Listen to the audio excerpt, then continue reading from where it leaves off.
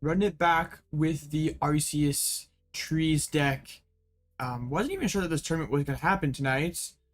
Kind of weird thing, like maintenance was scheduled until until like 6 p.m. and apparently yeah, maintenance got done early, so the tournament is still going. So yes, more Trees deck. We're gonna try to make a run of 4 top 8s in a row. Yeah, we have a top 8 first, top 4. So I guess we need a second place to complete the to get the whole cycle completed. Should be about 100 people playing tonight. I am not playing exactly the same list. There are a couple changes. We're picking Skiratina the first round. Looks like this is John Ang's list, right? With the double gear, triple water. Okay. We can do this. Giratina VSTAR. And in fact, one of the changes that I made will help us in this matchup. It is no longer known as Grass Arceus 2. I changed the name. Hopefully that, I'm not superstitious or anything, but hopefully that doesn't impact us at all. I'm playing, so I took out the Leafeon V EVS. If you've been watching the streams, I like rarely use that thing. Leafeon V is still kind of cool though. They have like extra energy attachments. Ball search out to an extra energy attachments. No Alakazam either. Like I haven't used that thing too much either. So we're playing one of these things. The astronaut helmet. We're going to space. Pretty cool against Giratina to put on our Arceus. Because like if Giratina can't take 2 prizes on their second turn and we can put them in Trevenant jail, that's pretty good. And then I'm playing 4th path because I still want to be able to be Gardevoir. I'm being sus. No way. Not me. I'm never sus. Yeah, to space. Yes. Arceus to the moon. Here we come. When did not here? This is quite sad. They are here. Hold up. Let's delete some of my friends then. No. I'm trying not to delete any of the people from chat if I accidentally do. Forgive me.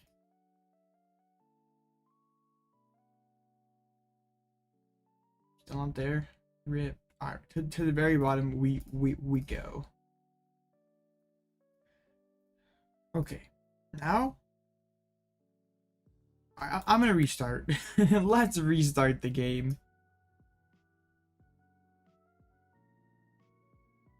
I need to drop last minute. Dang, Jeff, that sucks. Well, but thank you for the good luck. I appreciate it. Oh man. Oh, it's a very beautiful Gardevoir now. Art is pretty crazy. I do not know Moon. That is, it's fine. Trust. Sables are bricks. I do like that very pretty Gardevoir. Okay. Here we are. I'm pretty sure that's the person. Yeah, this is it. Okay. So we'll see how the updated list does tonight. I have a league challenge this weekend, and I'm probably taking the Goofy Tree deck. I do in fact own Trevenants. I was very happy. I managed to pull a couple, so I have the cards. We're going second. Imagine the Tina ops second in this matchup.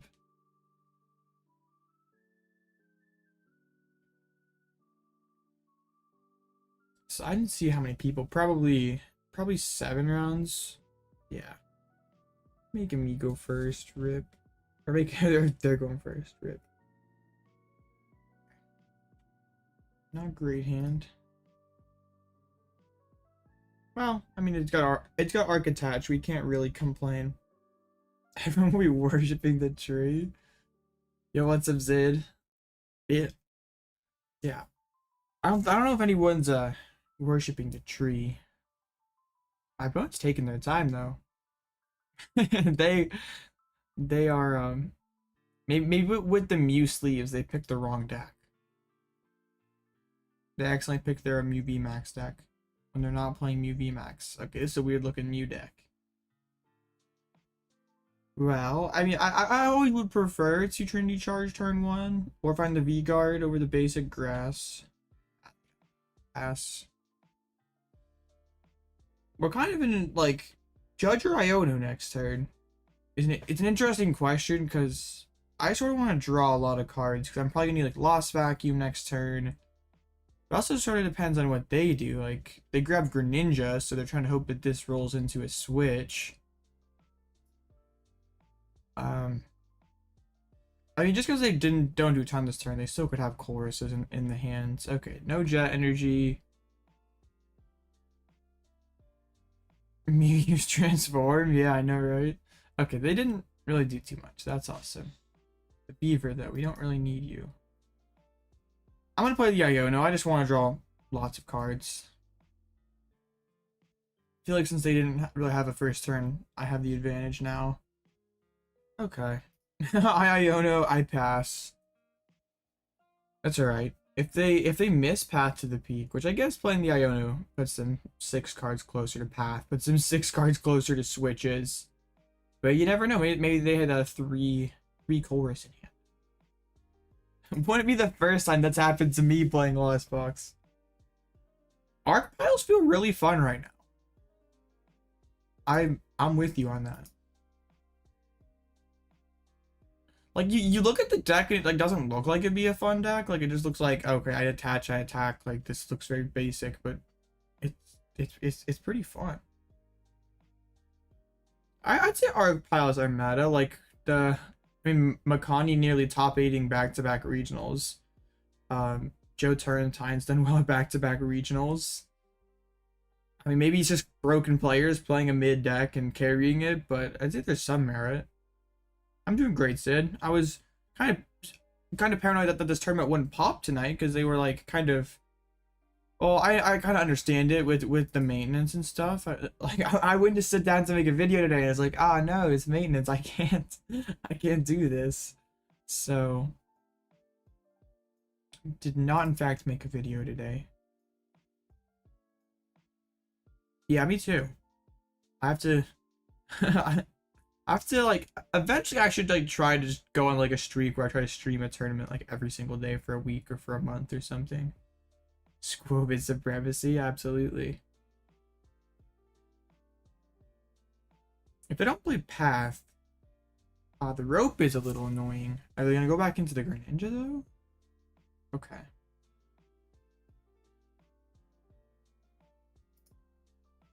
There's a lot of different cards you can fit, too. It's not like a super tight list. Like, there's some stuff you can mess around with.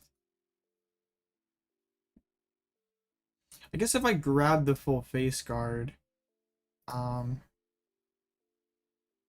they do, what's it called? They just don't put down Path, right? So I think I'm not going to actually be able to boss the Arceus this turn. Instead, we will have to play Iono. Like, if I Starbirth for Escape Rope, they're kind of in an awkward position. Yeah, I think I just Starbirth for the full face guard and Escape Rope. Zacian's just, it's good against Rapid Strike, which, to be fair, has declined. And, it's just another way to find energy on the first turn. Because oftentimes it does feel pretty bad. Like if you miss that energy turn one, it's like, well, I kind of lose. And yeah, now the Rapid Strike's not that relevant. Not as relevant. They just gave me the Giratina to hit. That's cool with me. We can put down the Path. Drop the Bidoof. That's why I wanted to have the full face guard, just so we don't like have to hit V-Guard or DTE turn 1. We have a little more flexibility. Grinding Dual Links seems good. Yes, Path to the Peak shuts off. Yeah, because it says that Pokemon with the rule box in play have no abilities, and then the full face guard says your Pokemon with no abilities in play take 20 less damage. So put the space helmet on the Arceus and it goes hard is basically what I'm trying to say. I agree. Face guard does go pretty hard. Good take. And then it's, see, like this is the entire plan. We did this, and now they're in. They can't really they can't really lost impacts. So then we judge and put them in a Trevenant jail. It's all according to plan. Yeah, I didn't think of that either, but I just stole it from someone else. Yeah. Not my original idea. I got it from the top 16 list from Charlotte, but I think it's a pretty great idea.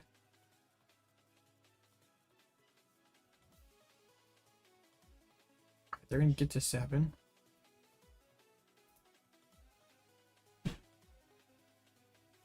It'd be nice to find my switch. I guess if I...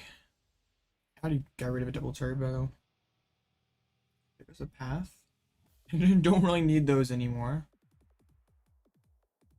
21 more ranks to go, dang. Alright, just load up the bench. Alright, it's time to do the thing. Well, like, honestly, is the tree even worth it here? I don't know that it is. Getting choice belts on Mew would be pretty good, though.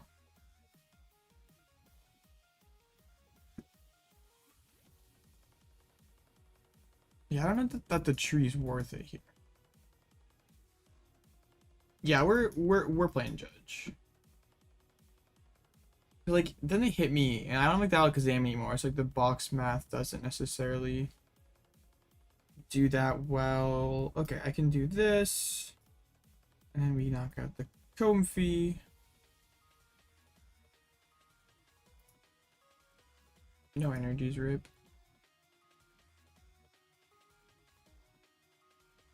Okay.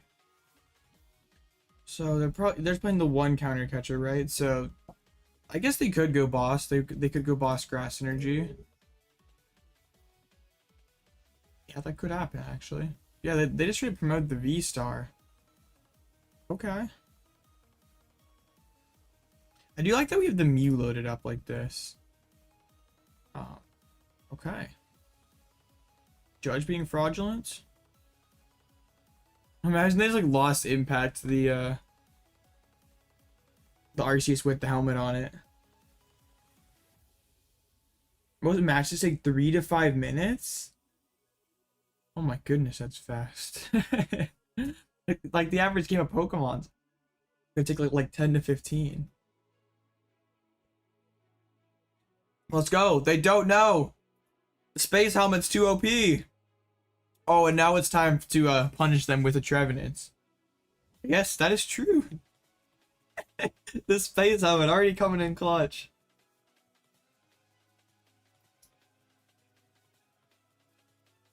I have another Arc VSTAR in deck. Oh, okay. Dang, that's still kind of crazy.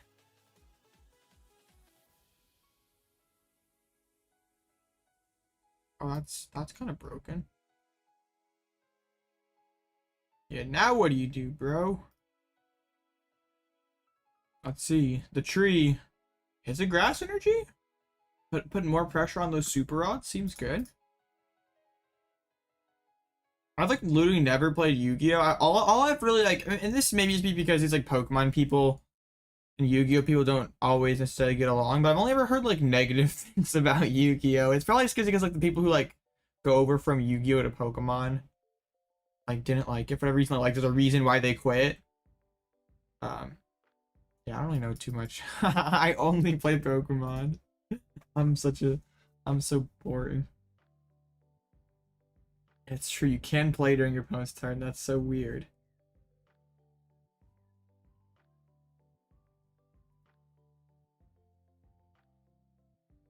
Which isn't this everything so expensive? Not everything, but some of the staples are like extremely expensive, so it's just kind of daunting to get into. MEX is definitely good. I've been bailed out so many times by Mew Skwovet. I don't know though if you're playing like the double space helmet, if you have to play the Mew though, because you might be fine into Tina.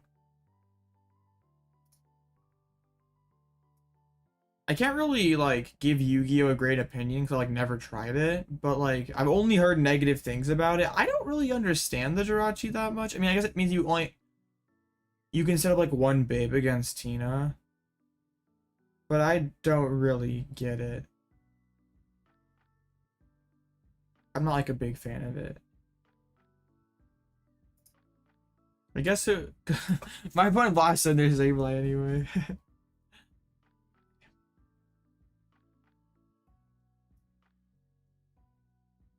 Do I want to boss this turn? Nah, I think we just save it. They already got rid of the Sableye, so we don't have to worry about that. We just hold.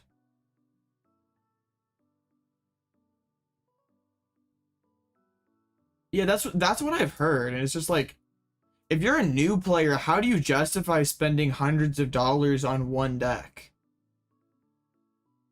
Like, because then if that deck like sucks, like your hands are tied. Like, what do you like in Pokemon? You could build like so many decks, like $200, $300 can get you like several, like yeah, like most of the format honestly, like because you could share cards across decks and stuff. I don't know about bossing the MTT because I just have to boss it again. If anything, I'd boss this, but then this gets me back on even prize cards, and my opponent still has to use 3 attacks to win.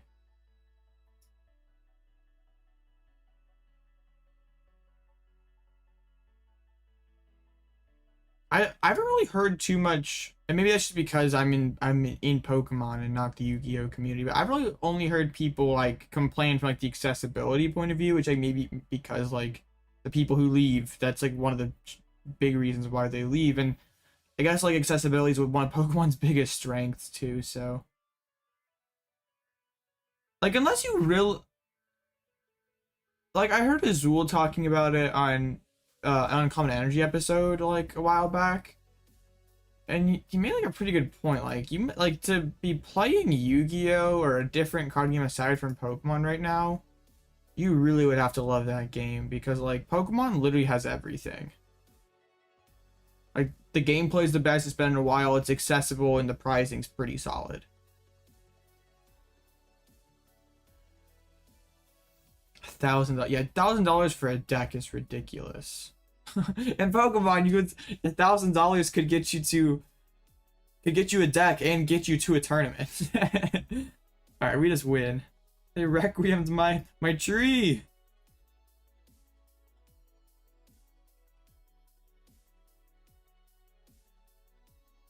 Yeah, I've heard One Piece is expensive too, but I've also heard a lot of good things about like One Piece gameplay. Like apparently people like the way the game is played, so that's a tough one, Moon.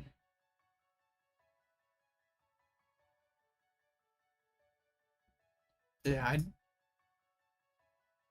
that'd just be like such a huge turnoff to me. Gosh, that is disgusting. Like $1,000 for 15 cards. Does Yu-Gi-Oh also play with a 60 card deck, or do they have a different number? I mean, you're not playing with a 15 card deck. There's still gonna be more after that. 40 to 60. All right.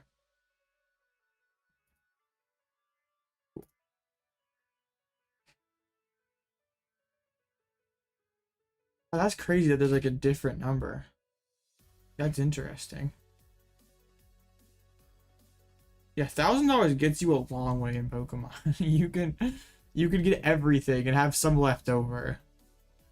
Let's see, 134 people tonight. Hey, that's pretty strong. Tina and Moon. Seems to always be a lot of Moon these Tuesday night tournaments. I wonder if it's a coincidence or not. 800 and 900 is one of the cheaper decks in format. That is ridiculous. That's cheap. Oh, I don't even want to know what expensive is then. Well, Moon, I mean, I guess we have all the day 2 Charlotte lists now, and I mean Moon did pretty well. Like, it got top 8, and I'm pretty sure there was someone else who like lost their win it into top 8 also. So like, Moon just gives me mid Rhydon vibes. It's just no one respects it until it gets a result. It's gonna win one. I'm calling it now. It will win one of the regionals at this format. Zard or Tina? Probably Zard. Let's see. Zard's $103. Oh, Tina's budget. I guess Miraidon has like 4 Seal Stones in Raikou. Still. Oh, I guess there's no Raikou and only 1 Forest. Moon maybe? Let's check on Moon. Only $80. Dang, Pokemon's so cheap. Mew? I guess the battle deck killed that. Killed the price there. This Rapid Strike has got some jank cards. Whoa. I did not expect. Dang. Okay. It has to be Zard then. Zard's probably like the only thing over $100. Like, what else would there be? Like, I'm sure Valiants have come way down. It's still one of the more pricey decks. I guess that's true. People are dumping them because of rotation. Still only like Hensei Valiant's ironically one of the more expensive decks in format. Goldengo is super cheap despite being new. Like, half of the price is eaten up in the Goldengos. Everything else is so cheap. Yeah, literally the Radiant Greninja and the Goldengo is half of your deck. And Pokestops are kind of expensive. Yeah, people who like say, like, that's always, it makes me cringe when like Yu-Gi-Oh or just other TCG players like say like Pokemon is like basic and like it's such an easy game that anyone could pick up and do well with. Like, I'm not saying that there's more complex decisions in Pokemon than Yu-Gi-Oh, but it's not like a brainless game like they always imply it is. And I don't think basic is like, not that basic is I think the correct way to classify Pokemon, but I don't think that's necessarily a bad thing either. Like, it's kind of like one of the reasons why it's done so well compared to other CCGs is, or TCGs, is because it's relatively easy to pick up. Anything else that like even be close? I mean, CPAL has to be cheap. Yeah, $51. There was a shout out to a Zoro box for making top 128 with the Magcargo getting a limitless page. Pretty dope. One shot Goldengo.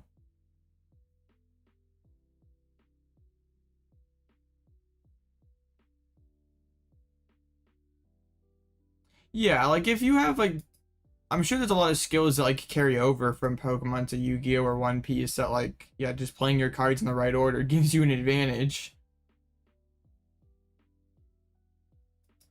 Well, I'm sure the sequencing is probably pretty precise in a card game that lasts one turn. Like one error and you don't win, and the other person just wins, right?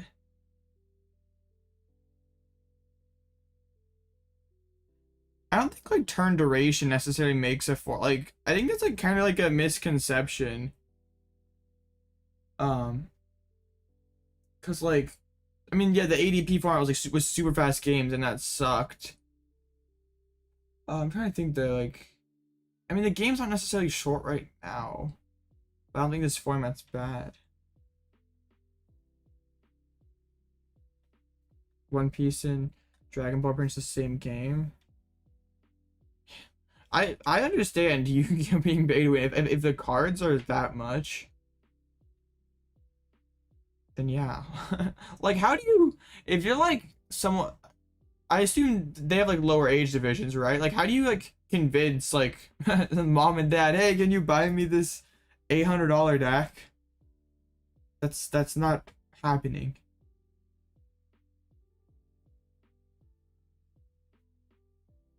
I get pass with no search pull out. If you're playing lots of Iridas, it makes sense. I wonder if there's any other Arc Tree gamers tonight. Or am I the only one playing the tree? I'm not. Whoa, there's like lots of trees being adopted. Hold up. They lost. But it's the tree. There's more. The forest is expanding. Average Gigas, boring. Lilligant, come on. You're not even doing the tree. Tree and Gigas? Bro literally took the Turrentine list with the full face cards and said, how about a tree? The list is propagating. I see what you did there.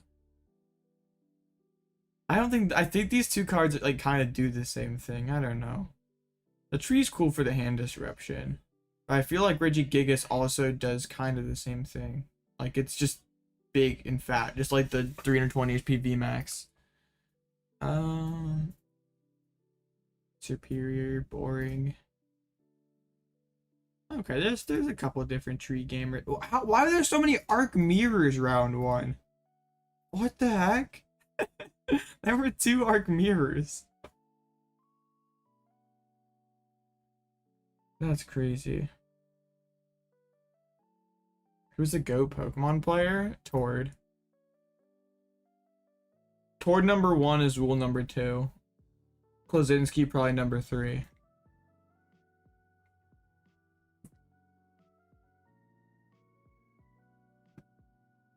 There was a cool PTCG Legends article where he like he broke them all down.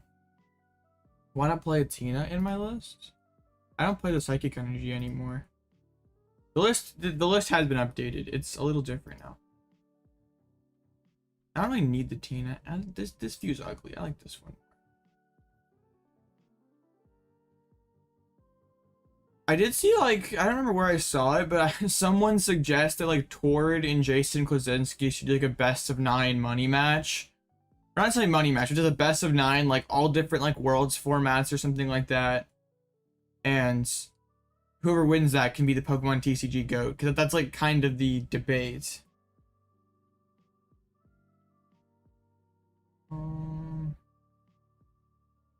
What?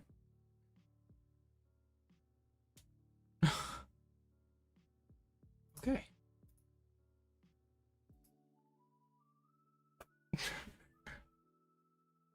It's Jason. I mean, winning 3 worlds is the argument to that is you won 3 worlds, but it was kind of a different era.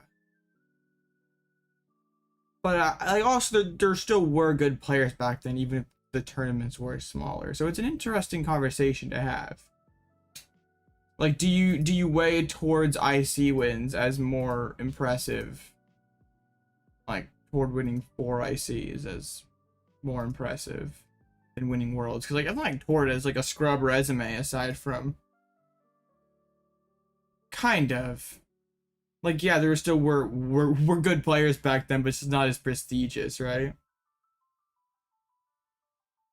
Like winning an IC is definitely more impressive than winning a nationals, and like also towards like 1 regionals, 1 special events, like done well on the online stuff. Like your goat is Christian Fontenot. Hey, he's got a regional title. That's he's pretty good at the game. Are you asking who like my personal favorite player is, or just who's the greatest of all time? Yeah, it's tough to top Tord because also like the world's 2nd place and the world's what top 8 as well. Well, top 4, yeah. I'm sure like there was like the quality of opponents was probably still there, but just the quantity of good players was definitely less.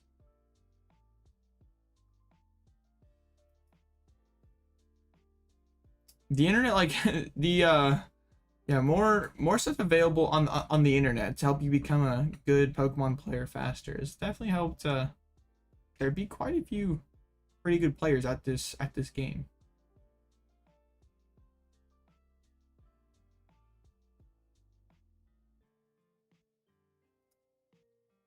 I don't think you need the 1/1 Tina.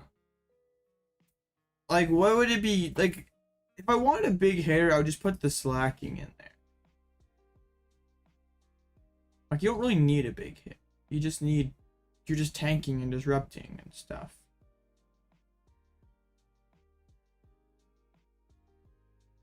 We kind of talked about that yesterday.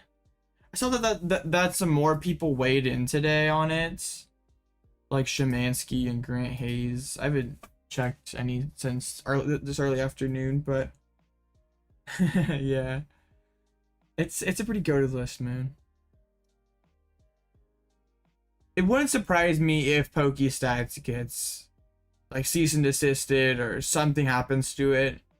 Wouldn't surprise me if the website is gone before the end of 2024. Like, there's probably gonna be people who submit support tickets and stuff, which is like would really suck to lose PokeStats.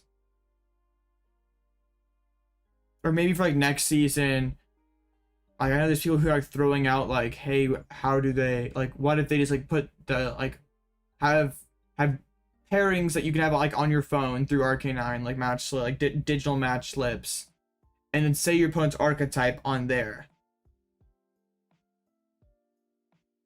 Yeah, PokeStats was made by Jared Grimes. So, but like, there's some kind of like, there's definitely some like flaws, like the whole like archetype classification, because like, what do they do with like some random Sander pile? Like, what do you classify that as? Does it go into like other? Because then like that does nothing for you. I guess the archetype definition would have to be like a little more. I think it has to be thought out more. Like, it's not as simple as being like, okay, Arcanine says my opponent's playing Charizard.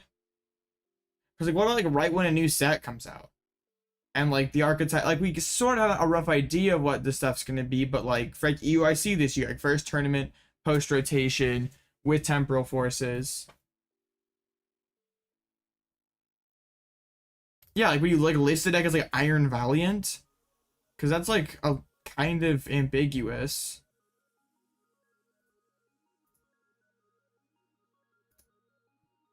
Roaring Moon, okay. It's just like there isn't a perfect system. I don't think PokeStats is a bad thing.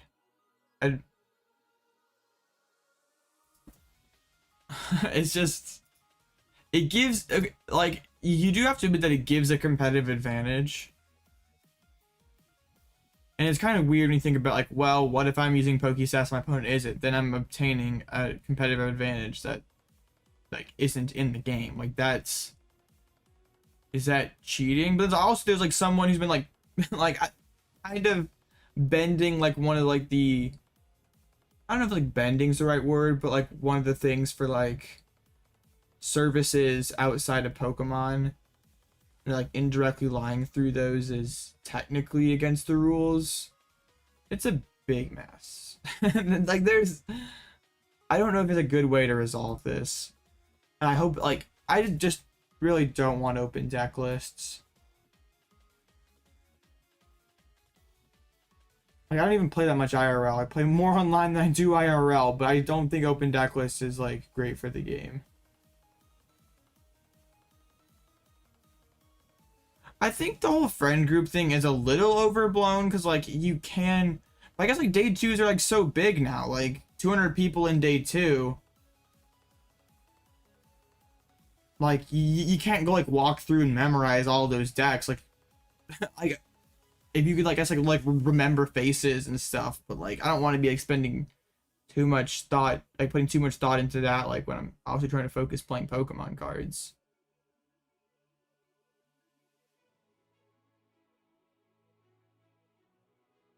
I just feel like it's like only really that big of an issue is because like the people who are trying to like exploit the system and like lie about their deck to gain an advantage.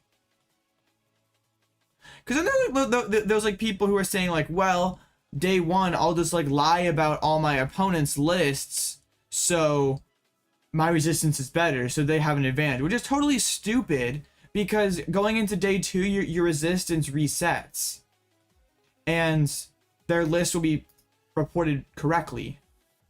So it does not matter, and pretty much all the day 2 lists are out by then anyway. They put a new animation on the coin flip?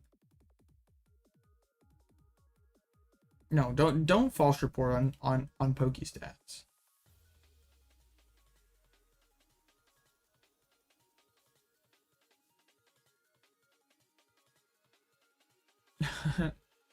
Oh yeah, they did. They put like a little thing.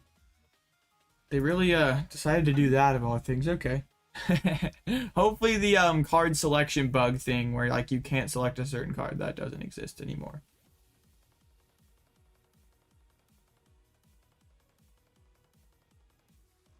Oh cool, I like opened two single prizers and stuff. I whiffed Path, but like I have the double single prizer. We gotta protect our hero Skwovet. The loading screen does look nice.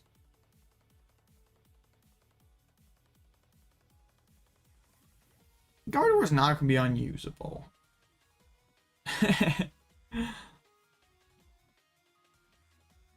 Yeah, there's always some bugs, right? It's crazy when like Trust Your Pilot has like some like obscure bug that he like puts out. It's just like, bruh, how do you find this stuff? It's like something like expanded. If you like use certain Pokemon's ability 42 times, it like crashes your opponent's game. It's just like, bruh, how do you figure this out? Like, this is sketch. Where's Leafeon? Are they playing Catcher Moon? They're not. I was gonna say, oh crap, this could be kind of bad. I sort of want to get both these arcs evolved up quickly so we can't get... Or, well, they can still gouge, but it's just not as good. I don't really want to Skwovet, so we'll swing it back over. Gotta find them all.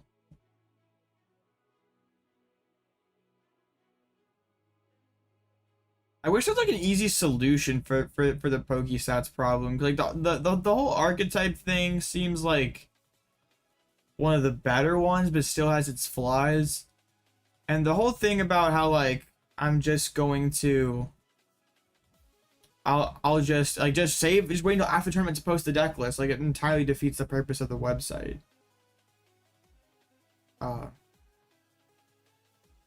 Like at that point it's just limitless without deck lists.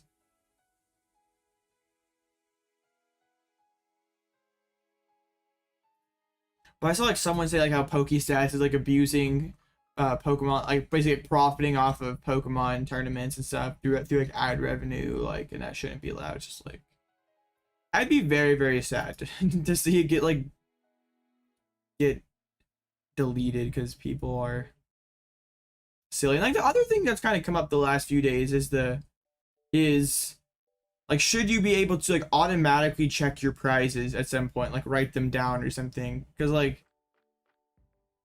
I think people think that like prize checking is sort of an issue why there's so many ties right now, even though prize checking has always been a thing.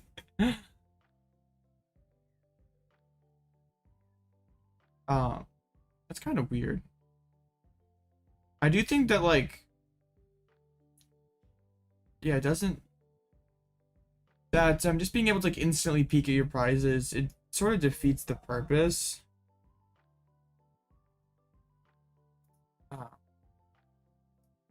Oh, they could knock out this arc. Yeah, there's a lot of just slow decks in format right now, and prize checking is certainly something that eats up time. Like that certainly exists. But also, yeah, price checking has always existed, and price checking is not like some sort of exclusive skill either. Like anyone who knows what their deck list is can price check. It's not that hard. It's not some sort of. It's one of like the easiest things you can do to help yourself be better at Pokemon. It takes a little extra effort, but it's not hard at all. Alright, let's just punch this dude.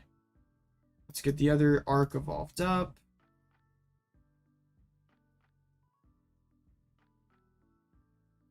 And they'll like instantly check prize. It just seems like, I think removing prizes is straight up dumb. Like, don't, like, then, like, what's the, like, that kind of removes some of the variants from Pokemon.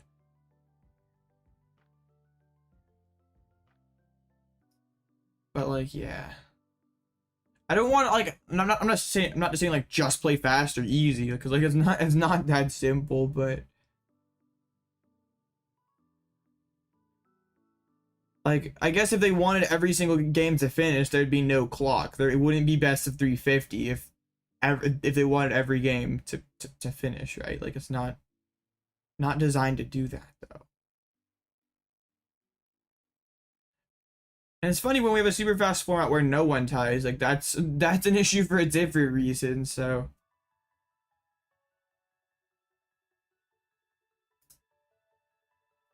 how do they fix the game? Do we allow people to like immediately like look at their prices, write them down, shuffle them up, and then there's not like some people are saying like ban taking notes, like no notepads on the table, which is interesting. But then you probably have like people like throughout the course of the game like checking and double checking and triple checking like their prizes, making sure they remember and stuff. I don't know. Oh, that's for sure. There's oh no, the ninja goes kind of hard here. Oh no, I got the turn 2 hands. That's trouble. Yeah, they're like it's true. They're not going to be happy. It's just some of the stuff is funny, like people dumping on people for getting coaches and stuff, but like some of the stuff like pokey stats and prize checking it are at least more thought-provoking conversations. the whole pokey stats one's pretty interesting. I feel like you could make a whole like 15-minute YouTube video about that.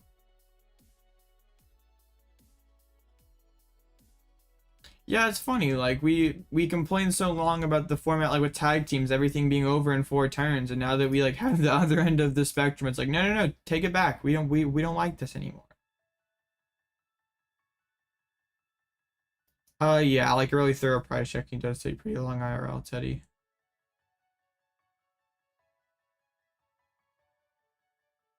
Like if you want to make sure you're doing things right, I guess.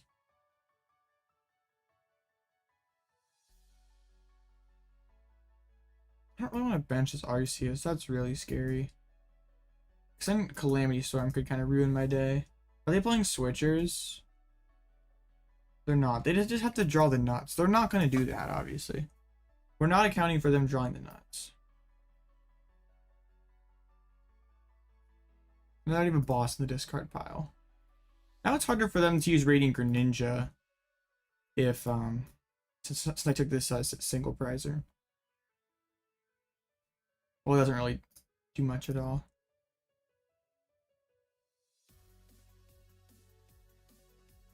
I did that in a top 8 of a League Cup. I like game 3 with like 10 minutes left. I didn't prize check and I went to like play Mirage Gate or something and energy wasn't in there because I like prized 2 of them. Hey, that's pretty good, Casey. that's probably a GG then, right?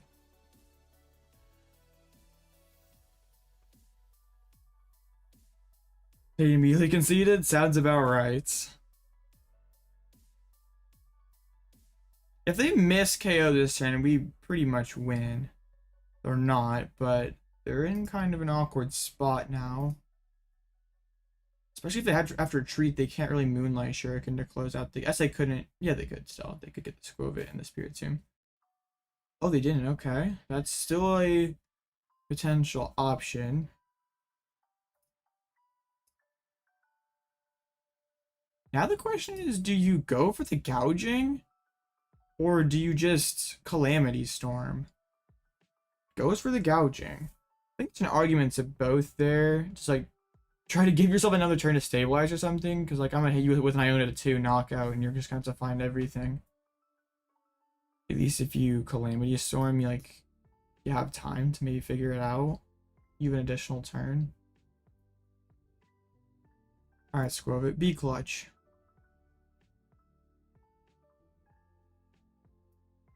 I mean, sure, we need more cards. Did not find Iono, unfortunately.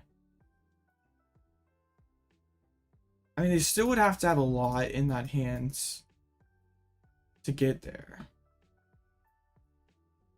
I didn't really do too much last turn. They did pick up 2 prizes, though. Okay, so they can't Calamity Storm. Sure, we can burn the nest balls. I didn't add a Bibarel, didn't I? Oh no, I didn't. I can grab another one then. More cards is good. Alright, let's see if they have the nuts. Opening the double basic was kind of bad, I guess. I played around the escape rope. I mean, I have it next turn. They still like all their E switches. Like they didn't Sada last turn. They didn't bench a Moon last turn.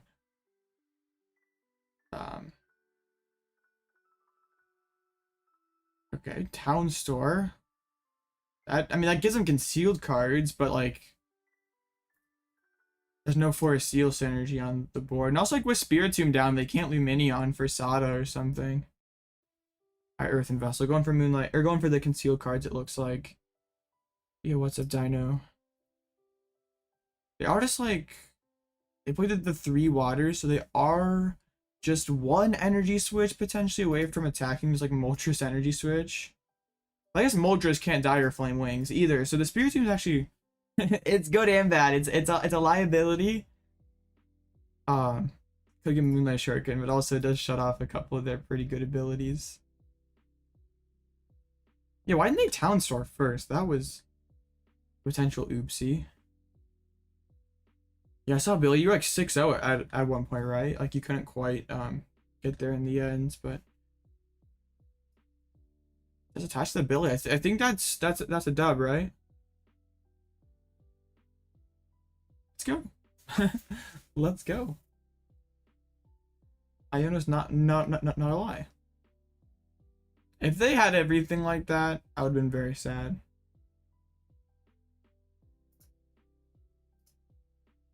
Glasses Box feels free. Glasses Box can either feel like BDAF or a fake deck, and there's like no in between. It either feels like it feels amazing or garbage. They did 0 damage. Wow.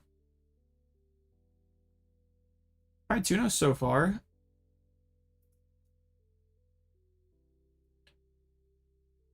I'd say to get a dub against Roaring Moon is always great. That's the matchup I don't want to sit across every single round.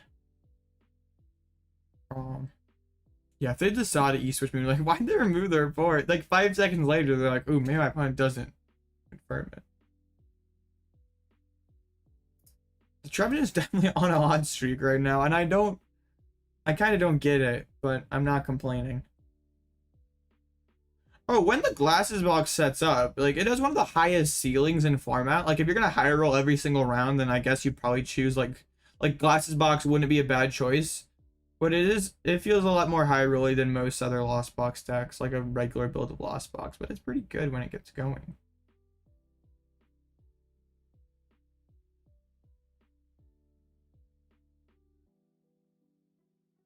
I made a bag from the double ad. I take it. I have no control over the ads, so well, I could. Well, actually, that's not true. I just like have it like set. I like the auto thing, but I could like inject a ton of ads in here. Do I do it?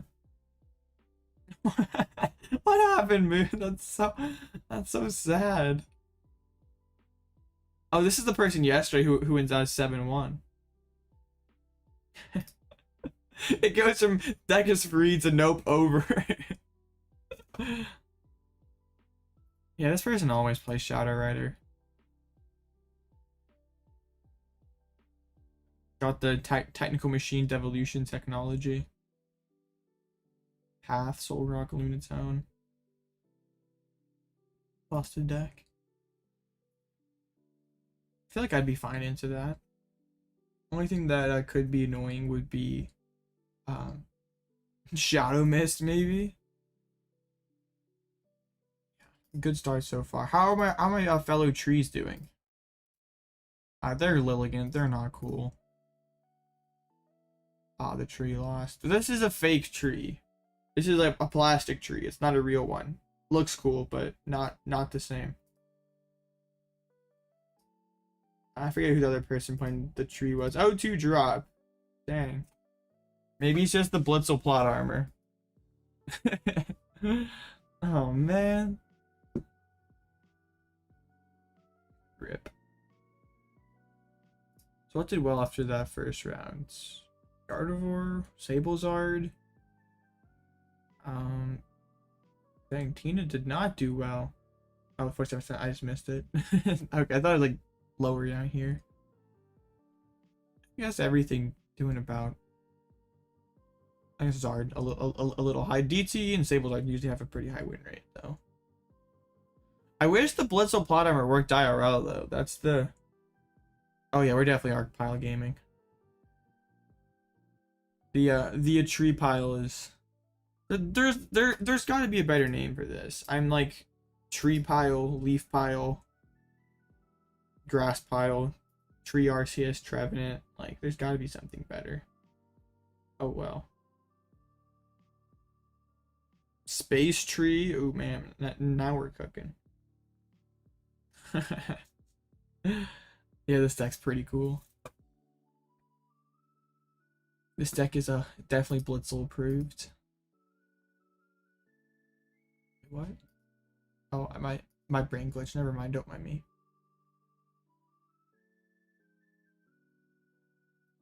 Tree bean. Oh, tree. I see what you did there.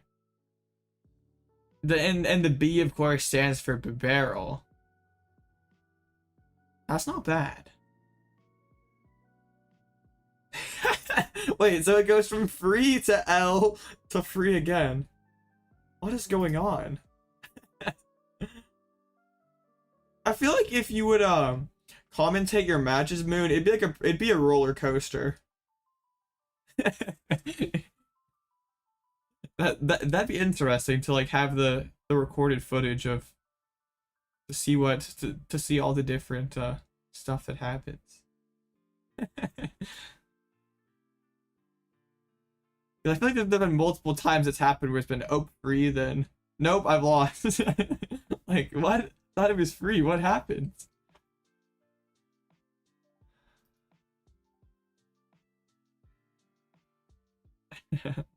Moon Kitty livestream win.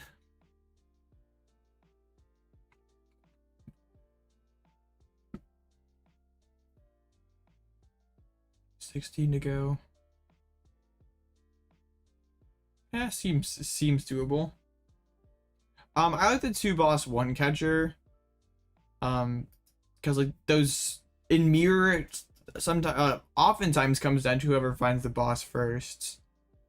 Charizard, it sometimes just stalemates when you're both at like 2 prizes. Just having that second boss is pretty good. I think if you're only gonna play 3 ghost cards, I would play 2 boss.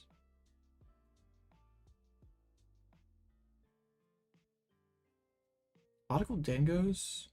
I wonder if any other sauce from Charlotte that we could take a look at. I didn't really look at it too closely this afternoon. I can't remember if there's any heat down here. Like any big jank near the bottom that made day 2. It's a big day 2. I was very disappointed to see like not based cloth making like the turbo cloth deck. Very sad. Oh, Hunter Butler's been playing like this crazy lost pile. This is definitely a lost pile. Hey, Mike Warren got 68 with it. It's not bad.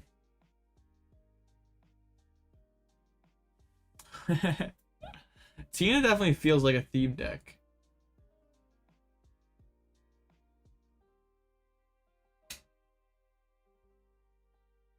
Arc, Tree, or Cloth?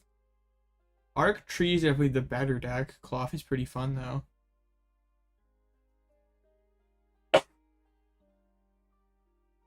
Sneezing. Pretty bad. Nice. I was gonna say something, now I forgot. Oh yeah, I have to sadly report that I finally deconstructed the San Antonio Cloth deck today. What's up, Boofling? How's it going? I was just sitting on my table since San Antonio and I hadn't touched it, and finally took it apart.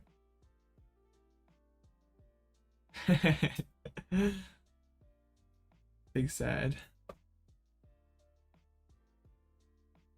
I just took it apart so I could take some of the shiny cards over to my other decks.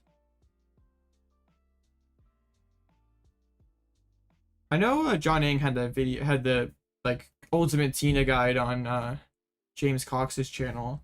I watched Rowan's, like I've listened to a couple of the podcast episodes that he's had, and they're pretty good. And also his like interview that he had with Liam Halliburton on Snorlax Stall was pretty nice. There's so much good Pokemon content right now. I gotta step up my game.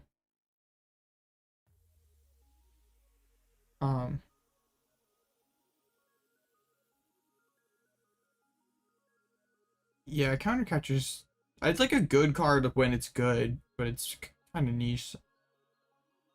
Yeah, there's just so much good Pokemon content, and here I am just playing tournaments. I don't have any fancy, useful guides or anything, or a podcast where I tell you about my valuable experiences and how you can learn from them. It's just me playing dumb decks live. Nice. Yeah, it was a good video. Okay. I hadn't watched it. I'd heard that it was good from other people. I was going to work on it this afternoon, but I just didn't. I should though.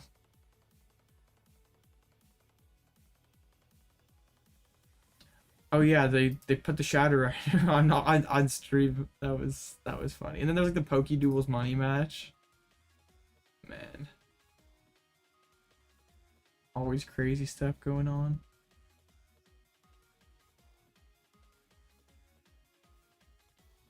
I used to like put out more guides and stuff. I just stopped. I should like actually put more time into my content. Stop being lazy. Yeah, yeah, the daily grind back in like August, that was pretty good. I don't know, Umbreon Blush seems good.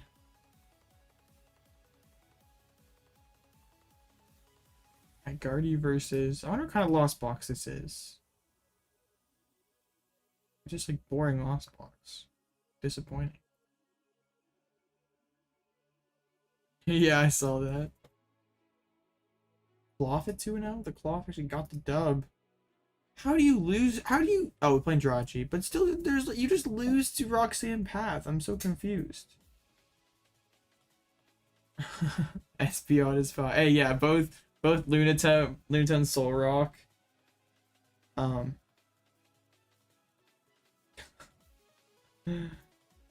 Wolfie won Charlotte. It's pretty cool.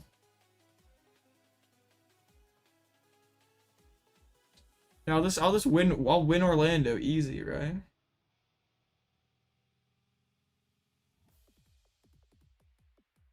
The worst mirror match seems good.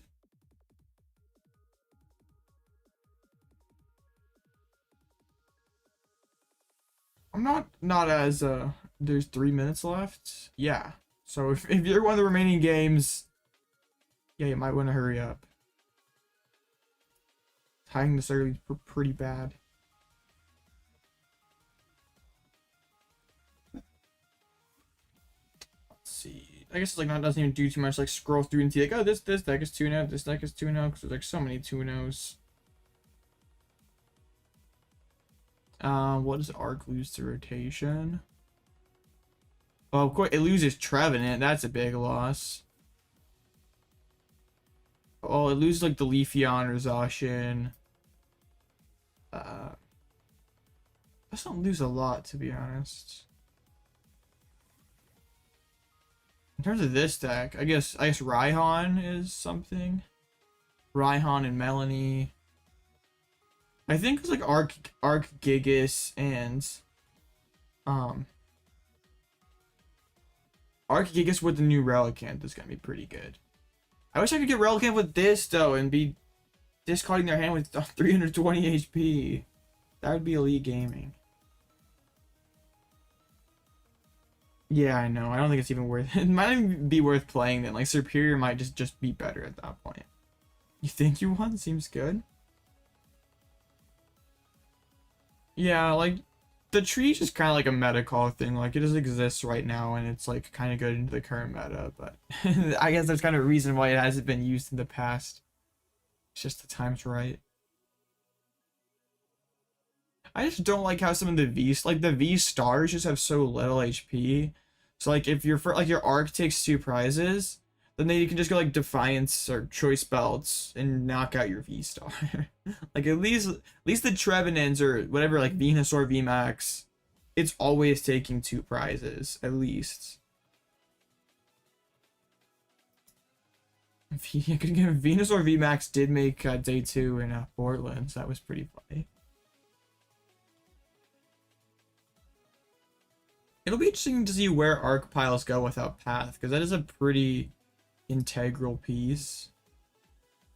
I think though, like everyone's kind of in agreement that like a card like Path to the Peak would be cool to just like always have in format.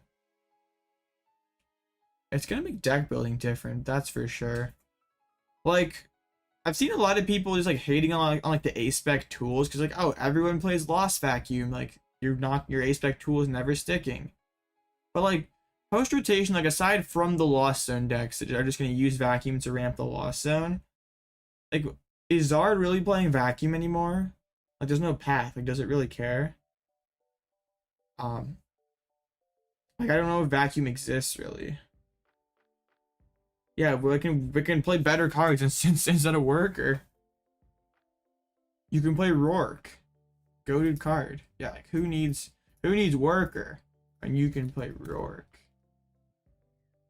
Goated. Yeah, Mew's gone. Path reprint would save the format. I wouldn't mind if like Path's just like one of those cards that's like always in format.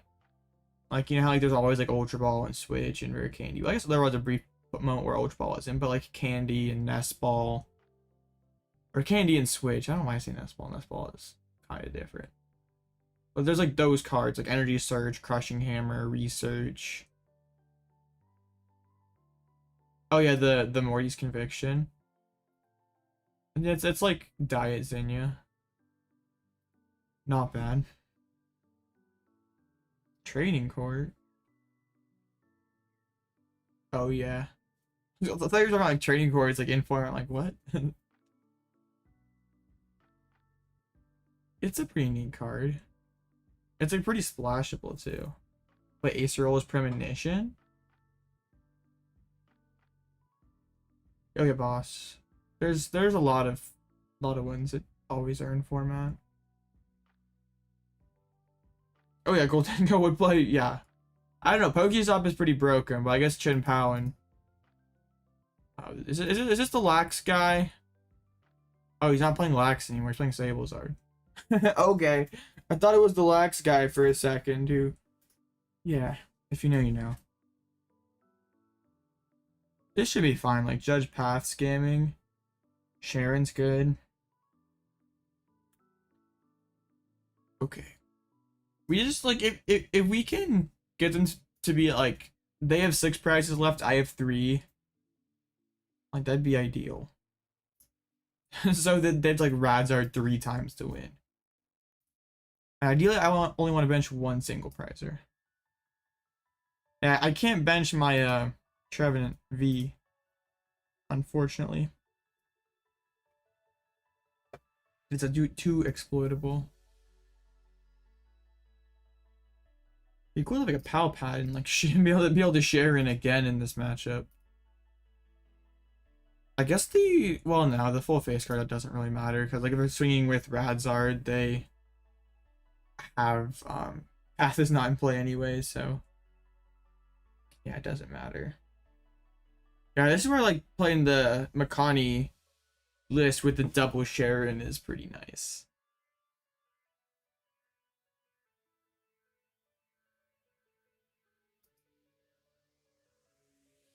Let's see. Tree dot deck. Let's go. It's a pretty typical Sablezard list. I think it is Shemansky 60 from Charlotte. Got the Drapion and everything. I think like the Mawile option doesn't necessarily work in best of one because like guard you can just play all its Ionos and tie to you. Urge deck that is Klefki and Drapion. that's a lot of sauce. I actually chose to go that. I don't think that's right. I think you should definitely choose to go first because like if you go second, and I know like whiffing the spit's not that high of a probability. I guess like they just don't want to get judged, I guess. Dang it, I don't want to give him Leafeon. I want to give him Bidoof. Dang, that's kind of annoying. This hand's rough. Yes, Drapion will be useless post-rotation. No problem, 1 in the morning, that's pretty crazy. Yeah, 3/3 bib is pretty thick. But bricking kind of sucks. Speaking of bricking.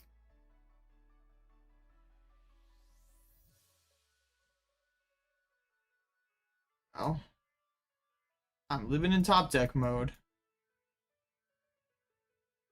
It's fine. We have the 3 other Ultra Balls. We prize a judge. Yeah, we have plenty of outs. Let's keep the little Bidoof alive. Alright. Not great. Always sucks when you have a hand without a supporter and out a way to find Arceus VSTAR. We have a few good top decks though. And they have a pretty good hand. It would be a little annoying if they roped and knocked out my little Bidoof down there. Then I can't really bench another single prizer this game. They lost some battle VIP pass. Their hand is loaded. That's interesting, but they must not have another battle VIP, otherwise they would have just played it, you'd think. Yeah, like if they go like rope knockout Bidoof, like Power Edge isn't bad. Imagine they like go like they have the whole Radzard play, like the Raihan DTE attachments. That'd be pretty sad. They've lost in a stadium. You always love to see that. Still 3 stadiums and a 2 vacuums as well. Yeah, just punching the Arceus. This is kind of bad. That is Mew EX. That's an additional card, I guess, or 2 additional cards. I can play the boss.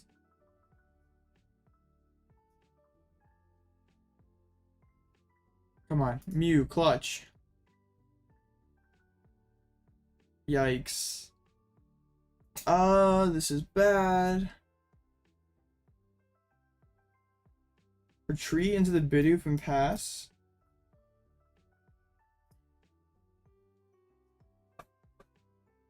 Oh, dang it.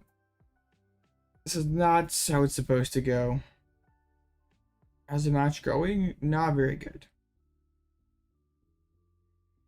Like, I could knock him out with Power Edge, but then it's just spit and my entire day's ruined. This also is kind of bad. It hit the Mew. Do I wish I had Turo instead of Cheren? Because I could restart twice. Dang, they're popping off. It's gonna be a tough one to win. Because I really haven't had, well, those are kind of painful lost zones actually. Up until those last couple, they hadn't really had. I think 2 courts are better than 1. I mean, playing Pokemon with Artisan's pretty good. Retreating, spitting, and they get to keep Counter Catcher alive. Yikes! Almost at 10. There's a research though. This hurts. There goes Cheren. Okay, for a second I thought I didn't draw an Arc VSTAR and I was gonna rage. Okay, we can do that. What's the Starbirth for? Ultra Ball and Judge. Like Ultra Ball for the Bibarel, I guess, and then Judge as well. No, why'd I do that? I meant to keep scrolling. Well, we don't need Judge. It's fine. We pulled off the prize. Dang. Being bad at the game is bad. Should use Mew. I'm now going full tilt mode.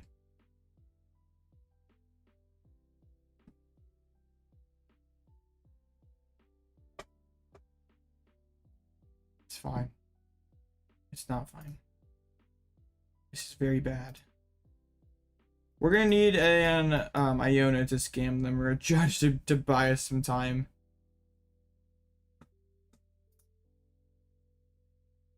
Yeah, that was awful. Did not mean to do that.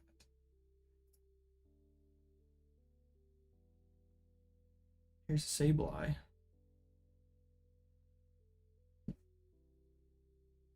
Yeah, let me guess, you're getting to a 10 in the Lost Zone this turn. Throwing out the Pokegear. Well, they have to play a Beach Court. I suppose that's...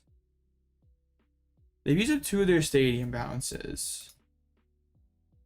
And it's a lot like using a Lost Vacuum, or yeah, having used Lost Vacuum can sometimes be awkward if like we're Ionoing them to like 3 cards, 4 cards.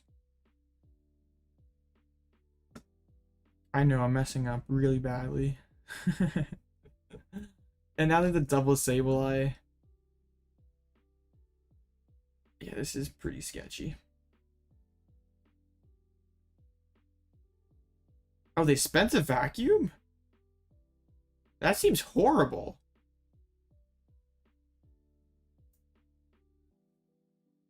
Just to take my full base card away. Huh. I don't know about that. Now they just have 2 ways to bounce Path to the Peak left. I mean, sure, that did thin, but they already were at 10.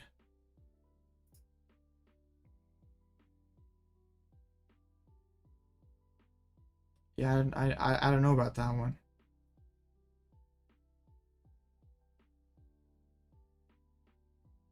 Cool, that's a nice top deck.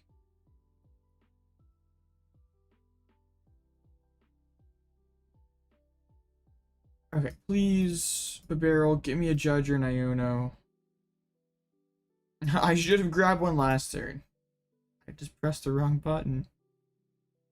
Punished so hard. We still dropped the path. I guess we Raihan for Iono.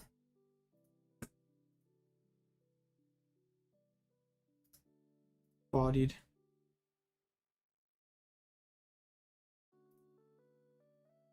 Okay, and now they can Radzard and go down to 2 prizes if they want to. Sorry, we hit him with the Judge path. Or the Iono PAL. They just brought the Sableye. I guess they don't have too many switches left. They've used quite a few of those. They lost some of the 2 cards as well. Okay. Yeah, now they've Sableye set up again. If I like Cheren, we're okay. If they spent an entire Lost Mine just to kill Bibarel, I'm kind of cool with that. I'm not upset. Yeah. I mean, it makes sense, tragically.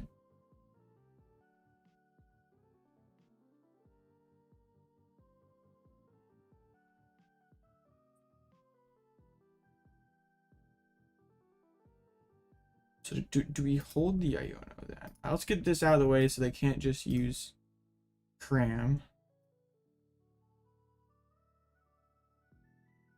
Do we hold the Iono or do we just... Now let's play it this turn. Let's like make it so they can't Radzard next turn.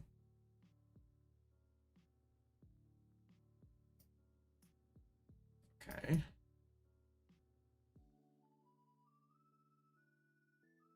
I suppose benching another Arceus probably doesn't matter that much. But it's okay. We can draw more cards. Alright. We did prize an Iono as well. So yeah, they lost mine for 2 and they have like 3 turns. Yeah, they have 2 turns to find the Radzard play to finish this game. That's pretty sketchy. Let's promote the Sableye. Yeah, if we had the Cheren last turn, I mean, they probably wouldn't have gone for that line then. Then they'd have to Radzard twice. They'd have to find both of their remaining stadium bounces. Alright, lost mine.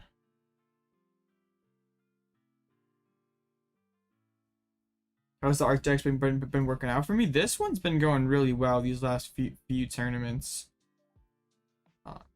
This game not so much, but overall it's gone quite well. Jirachi would be very good here. I was just dumping on Jirachi, and yeah, it certainly would. I have to bench Skwovet. This is quite bad.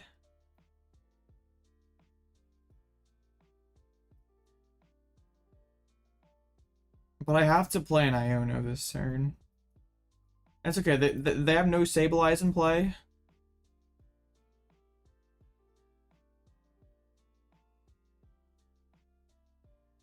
Didn't find it. So I guess Judge is okay consolation prize.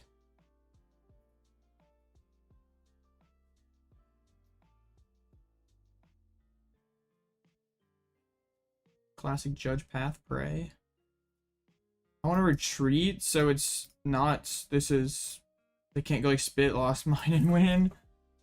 This one arc is gonna have to take 4 prizes here. Or 3 prizes. Same thing.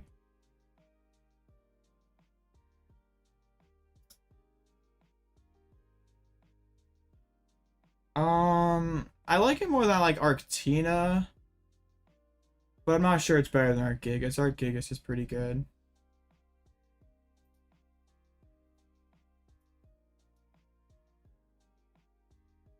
Okay, there's a Devo. But they're down to most of their switches, right? we judged them as a Colress, Judge being a lie. There's a vacuum. They have to have it then. Dang. Wait. No, they don't. They threw! Okay, I just bossed the Radzard. Or do I own it to 2 and just say you don't find your last stadium bounce? Oh man.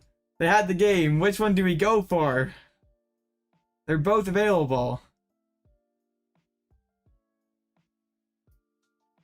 Oh man. I'm doing this. That was awful. They had the game.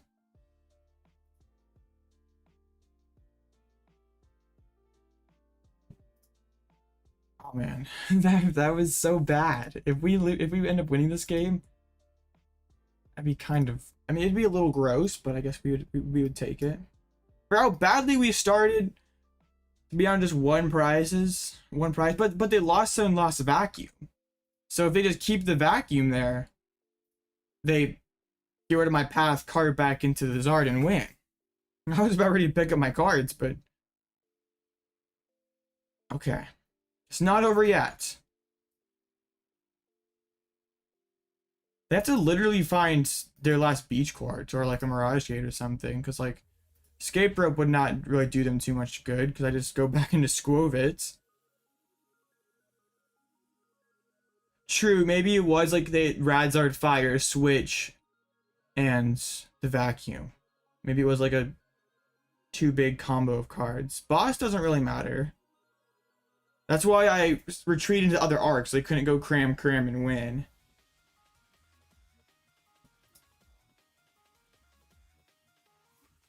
I'd rather see Boss have that gear than Clara. How many Claras did they play? I guess 2. Okay.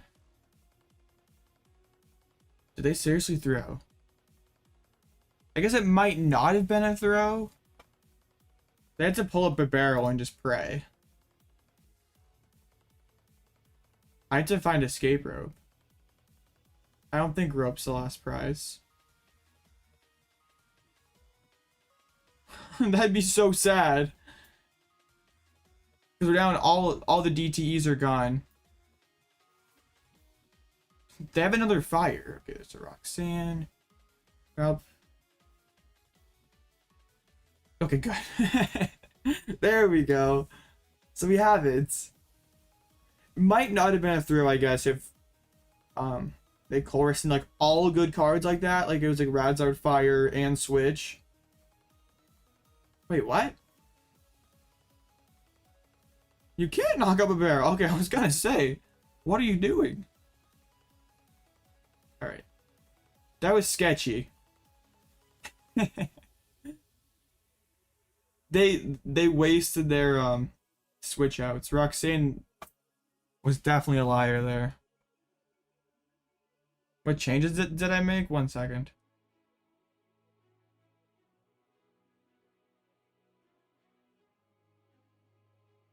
There's no longer the Leafeon VSTAR in here, and no longer the Radiant Alakazam. Instead, there is a 4th path to the peak and a full face guard.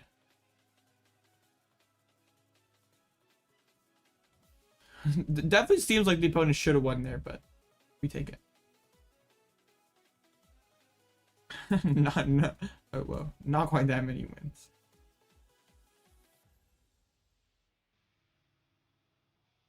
Cool. Hey, table 2, we're moving up in the world. Should I ask in a limitless chat? Oh no, I just realized chat hasn't been on screen this entire time. I don't know why it doesn't, like sometimes it just stops. What the heck? It's gonna be all far behind again. Among Us helmet on screen now. Wonderful. Thoughts on bad decks limiting good players? Bro, I still don't know the answer to this. I'm sure if you asked Azul, he would say that if you're playing anything less than the best, you are limiting yourself. Cause like I know Azul has said in the past, like good players don't have play styles. Like they don't limit themselves to just specific archetypes. Like just because my favorite thing is Arc, if Arc is not the best thing and I'm a good player, I'm not gonna play it, right? Like a good player can play anything well, or most things well. 32-0, not quite. Bro, I haven't been to Worlds here in a few years. And Junior Blitzel was very bad at Pokemon, so there's a reason why. Yeah, you gotta get to regionals first before you can get to Worlds. It'd be cool if they could be like, hey, you do all these online tournaments, you get to go to Worlds. Pokemon, please notice me.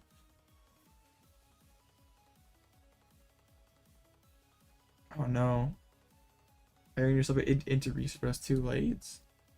Rip.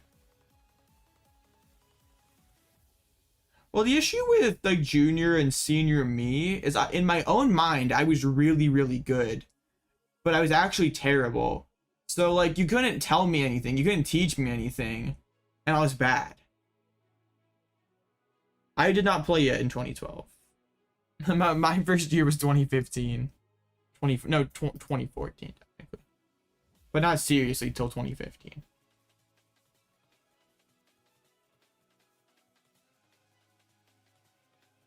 I seriously considered taking that Quack down AIC. But I played Green Surashi instead and bubbled 34th.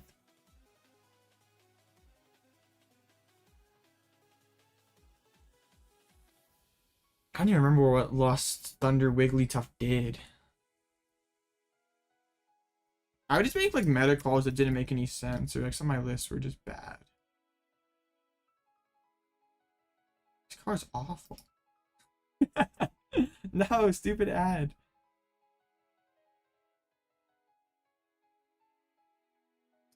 My first regional was in 2014, but I had no clue what I was doing.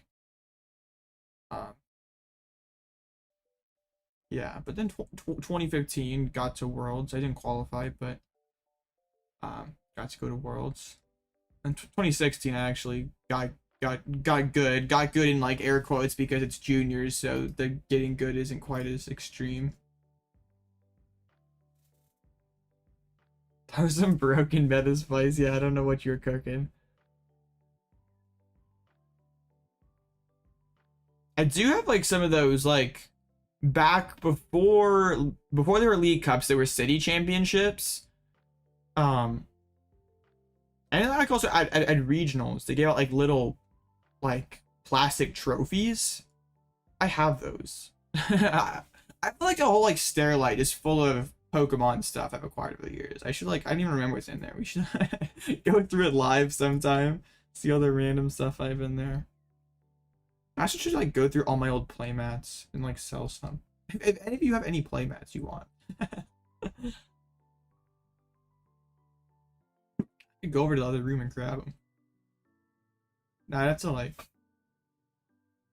it's all in a box. Or they're in like, wrapped in bubble wrap.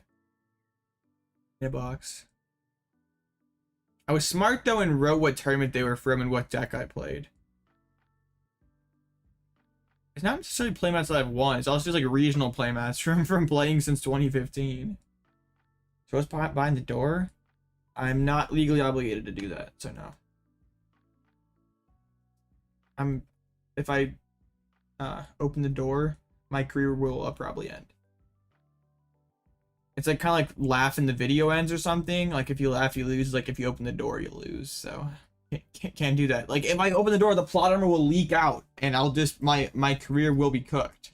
So we have to stay sealed here in a like plot armor quarantine. So like it's like stuck, and no one else gets it, and I keep it. Is that how it works? I don't know.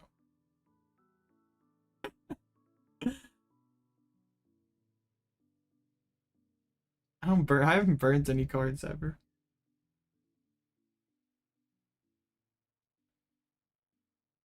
Brought back in my day, there were state championships. They did bring back states.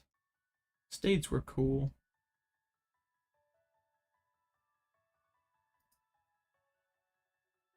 Playing Trevenant break to states. What a good time. Oh man.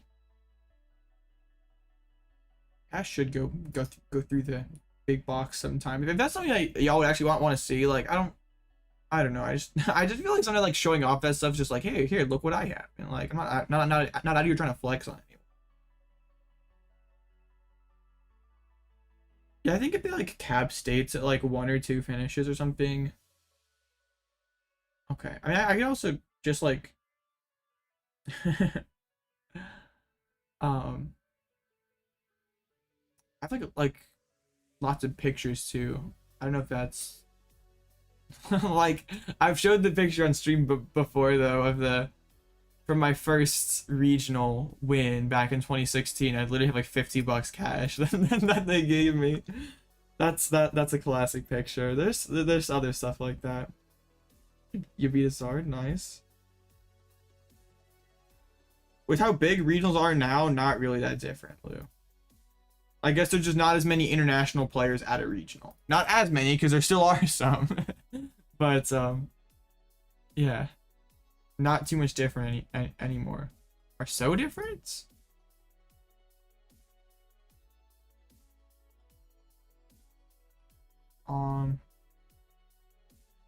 Yeah, back in the day.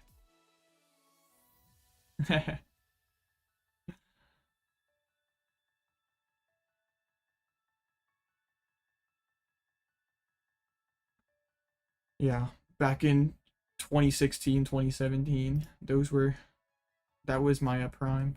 That was peak Blitzel. I went to OCIC one year. It was like super chill. I guess like the Australian stuff is like so much like there's just so much less people. Like the room was so small. Like the juniors were just chilling. Casual 6 rounds of Pokemon, then international top cut easy. Like at least any IC didn't feel like any different for me than like a regular old regional.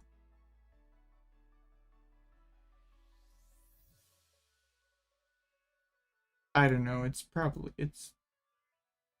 feel like the environment, like amount of people in the room, like it's not like it's that drastically different anymore.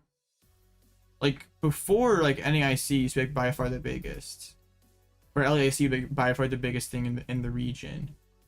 I guess at least for the US, and even for like Europe, like some of the European ones have gotten pretty big.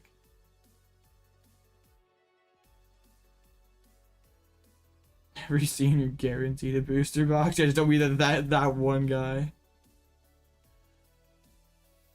You literally had to go like 402 in juniors and you like won a case of boxes, like, or 411 or something. A case of evolutions back in my day too. Could have kept that sealed. Rip. Ripping a case of evolutions. Well played.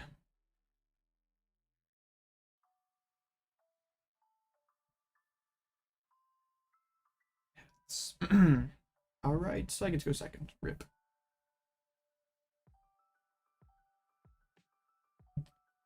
Wait, what? This is the Tina matchup. I'm so confused. I don't think that they should do it this way. Yeah, that's pretty questionable. Well, okay. They're afraid of the judge. You're messing with a friend? Uh-oh. Maybe the Vax, like, they can't even, like, Pathos either. I have all 4 Ultra Balls in hands. I just want to get the Bidoof down. Using Bibarel is pretty good. The trees in deck. Face shield's in there. The box is in there.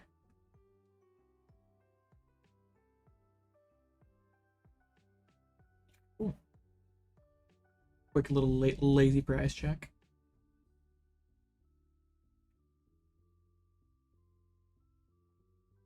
I was just asked about that earlier. I don't really know like what difference it would make. The thing is, like, I feel like the Tina match is already fine, like with the V guard, with the box Trevenant, with the face shield, the full face guard. So I don't like if you're not using Tina against Tina, like what else is really Tina that good against? I guess Shred's cool against Snorlax.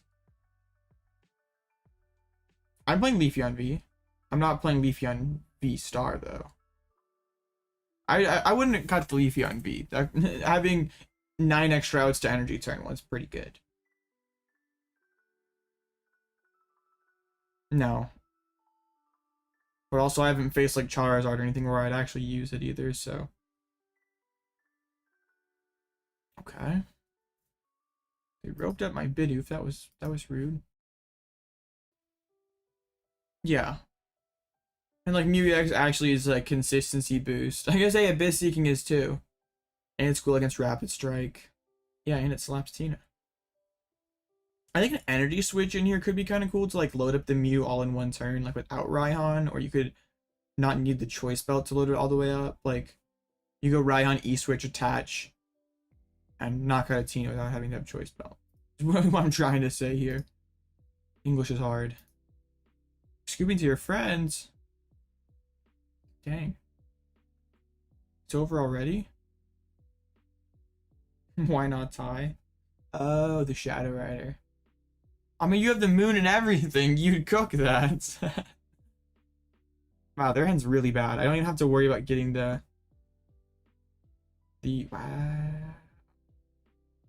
Okay, let's... We just happen to have the Lost Vacuum. I do make a donation to their Lost Zone. But I can live with that. You want to see Shadow Rider in top 8? Hey, that's respectable. Okay, now we're down all of our Ultra Balls, so might not be getting the best use out of Industrious Incisors. Cool, I can put Path back down and load up the tree. I'd have to like look. I mean, like ask Makani like why they took it out. I am. Makani does follow me. Do I hit him up with the... Do I send him the DM asking about it? Don't you want to see yourself in top 8? True. Nah. One shot. It's not about getting top 8. It's like the friends we made along the way or something like that. Imagine having the clout like the Shadow Rider gets top 8 and like goes like internet viral or something. Like, oh yeah, like on Twitter or something, like gets 25k impressions or something, and then you can piggyback off it and say, oh yeah, I scooped to this person, and then you like ratio them. Like that sounds pretty cool. Yeah, the technical term is a Trevenant jail. We do that, yes.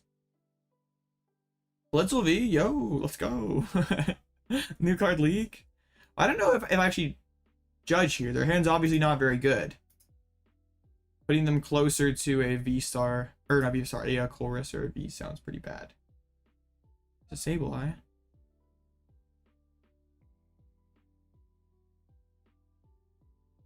Yeah, Trevenant just to poke cards out of their hand sounds pretty good. We're gonna go into the cram. 110 does, I guess it does something. It's not a total. Oh, they're gonna knock out the Bidoof. Internet clouds cringe, I agree. Alright. Well, they're asking for it. And now, do I get a Raihan? I do. It's just top deck. That's no Muse Prize! RIP! It's okay. Not raging. Not me.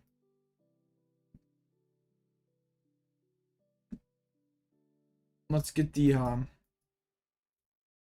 V-Guard energy, so we like can load up a new arc that's like V-Guarded up, and we could belt. They can't just rub my hand yet, so we've probably got our hands on a new VMAX this late. Oh, we actually ripped a Mirage Gate. That's pretty cool. See, Trevenant busted. yeah, that was a great time to pick up Mew. But they lost at a gate, so they just have 2 gates left now. Well, I guess getting Teen is pretty good.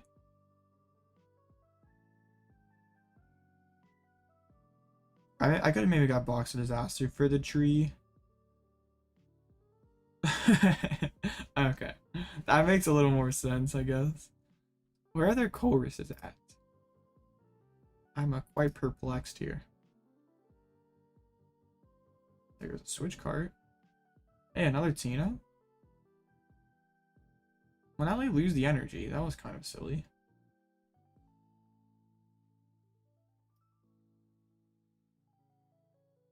Yeah, I don't know why they did that, really. Because now they're on odd prizes. They still have to take 3 knockouts to win. So I don't really care. Shadow Claw's so good. Let's go. You know it's going great when they hit you with the shrug. This card is broken. Karma.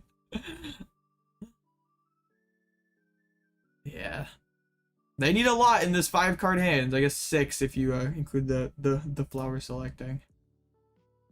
Play bad and the tree will punish you. See, they're literally in Trevenant jail. Like, this is the definition of Trevenant jail.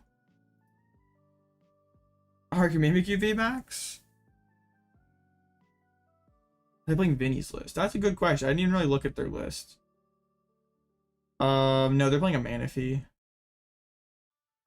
Looks like Isaiah's list with the Avery and 2 waters and stuff. Avery's doing them a lot right now.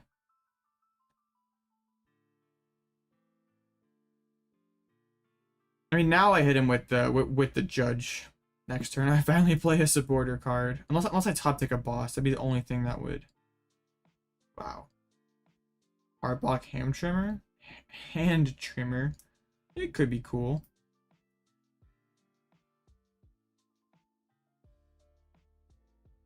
I don't really care about the damage nerf. Could be nice for a pivot.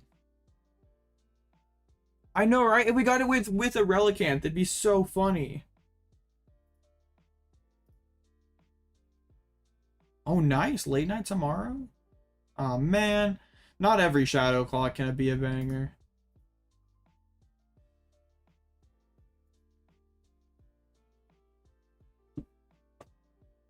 It's alright. They have to have a lot here. And no flower selects to help them out. And then they need to be able to build 2 Tinas. And they can't one-shot both of these dudes. Oh, can actually hit Tina and Gate. That's pretty good. Oh. Wow, that judge was... That was a lot of good cards for a Shadow Claw to hit. It just didn't happen. You imagine they whiff grass. They just lose.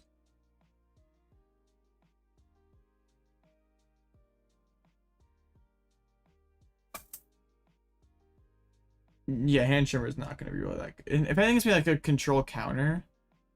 Oh, just letting me hit Greninja.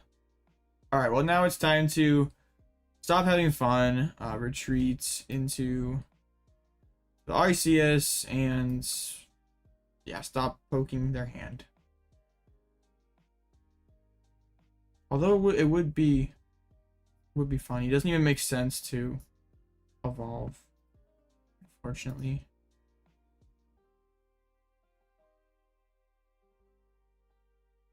Alright. Boss is now game. I guess it was game before.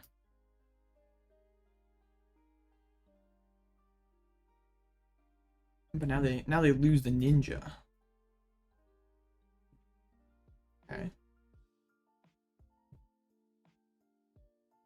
And they have to have that like last gate to power up Tina.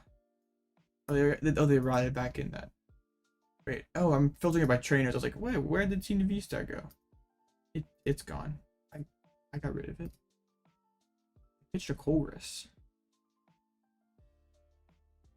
Where are their grass energies at? Do they like prize 2 grass or something? Doesn't matter. Shadow Claw OP.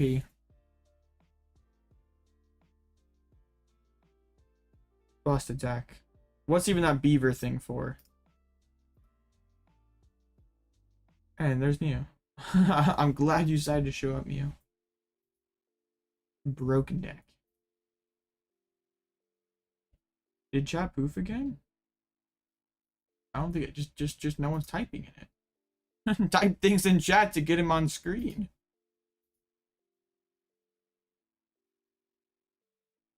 I didn't want to bench the Doof and give him like a way to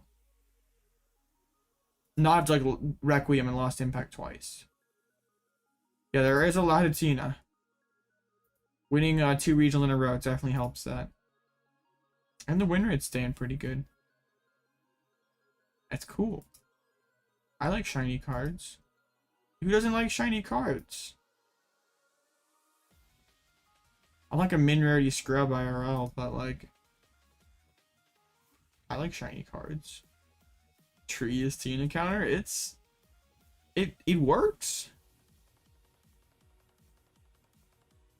Like you put pressure on their hand, and then you got the thick Arceus is in the back with the space helmet on and V-Guard energies. Like, what are they supposed to do about it? Oh, alternate art Trevenant would go pretty crazy. I had no idea the full art Trevenant existed. Like, that was news to me. Like, I was just like trying to like, oh, can I like craft a cool Trevenant? And I'm like, oh, it actually is a cool Trevenant. Like, look at that. This is so ugly. I'm glad they got rid of rainbows. And that card is beautiful. This is like a rare time where the EX is so, the art on that is so great. And it was goated in Desi Plume and expanded. I don't open.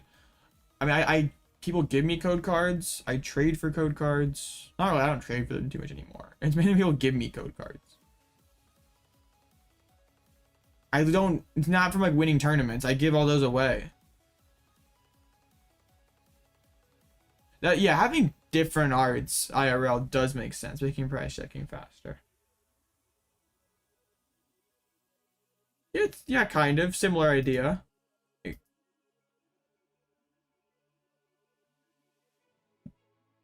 And yeah, and then we got a big thing that one shots Charizard. It's pretty cool. Let's see what the other might be Tina again. Bro's taking out 2 arc piles already. Dang. How do you looks like the other arc piles are just getting smashed by Tina. Yeah, they're like 1 in 3 combined against Tina. Dang.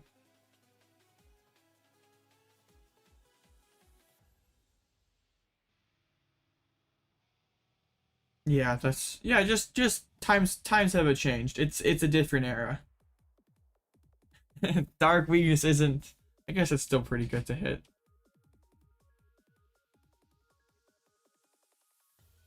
Yeah, it's just a different era.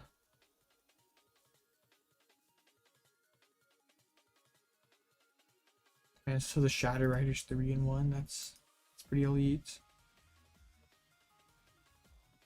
So what else is there? A lot of the bigger matches aren't done yet. There's Moon versus Tina. Rare non-Tina game. Zard versus Guardy. No, not this again. This is my nemesis. This ruined the 10-0 the other day. Oh, I need my redemption. That was such a sad game. It made me go from 10-0 to 9-1. And I was up 4 prizes and still choked. It was a very sad game. I don't know how they've done so well with this list, but good for them. Keep cooking. And Guardy versus Tina. I think we're gonna probably be facing Tina next round. I don't know. What the garbage is that? It's Chi-Yu Armor Rouge box with all kinds of wonderful friends. But Lugia doesn't really, well, I could sort of see it. It just doesn't have a great Zard matchup. Esmeridon isn't been doing that well, or hasn't been doing that well. Potentially. I was hoping that like that one person who had like Lugia reported on a PokeStats Live was like actually Lugia, but Bro's a fraud. Yeah, oh, there's a Sablezard too. Yeah, we just don't brick against Sablezard and we win. Yeah. All of the Lost Zone decks are doing well tonight. Actually, I'm this person I've already faced with the Arc Tree deck before. That was in the original off-stream tournament run. 13 matches to go. So it's 7 rounds plus top 8. So 502, 511, maybe 511. Could have to be 6-1. Let's just win the next round and go 502. Just win every game. And then you don't have to worry about ID. Winning is good.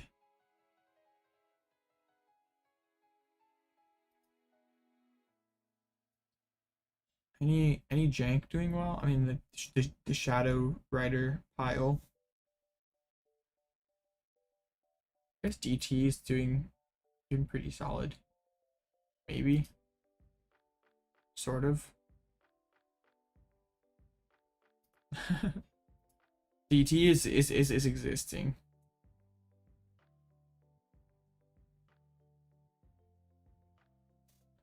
It's crazy how like these last like since Zard got like seconds, it's like it's winning these last couple tournaments has kind of sucked. I know just have money for literally every meta deck and more. I mean it's not that expensive, I guess. And and not everyone just owns all the cards too. Like it's just like maybe you're borrowing cards from friends or you traded for cards or whatever. Like I know I've borrowed stuff before that I don't have.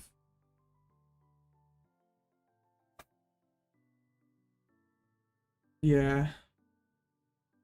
Well, I mean both should be good for a while. Zard will be presumably good for longer if that contributes to your decision. But I don't know how many people like actually like own every single deck and format. Cause I don't. Right? Yeah. All the decks in Pokemon are half a Yu-Gi-Oh deck. I mean, if there's like a dozen or so good decks, I mean, it does add up, I guess, if you have like 12 good decks. But it's like still not even, I guess if you look at other TCGs, it's not that much. That's true. If you're like, well, but like, I guess like a lot of those, like IRL content creators are probably like partnered with a card shop that hooks them up with the singles, so that's a little different. Like I'm sure Andrew gets his singles from Full Grip.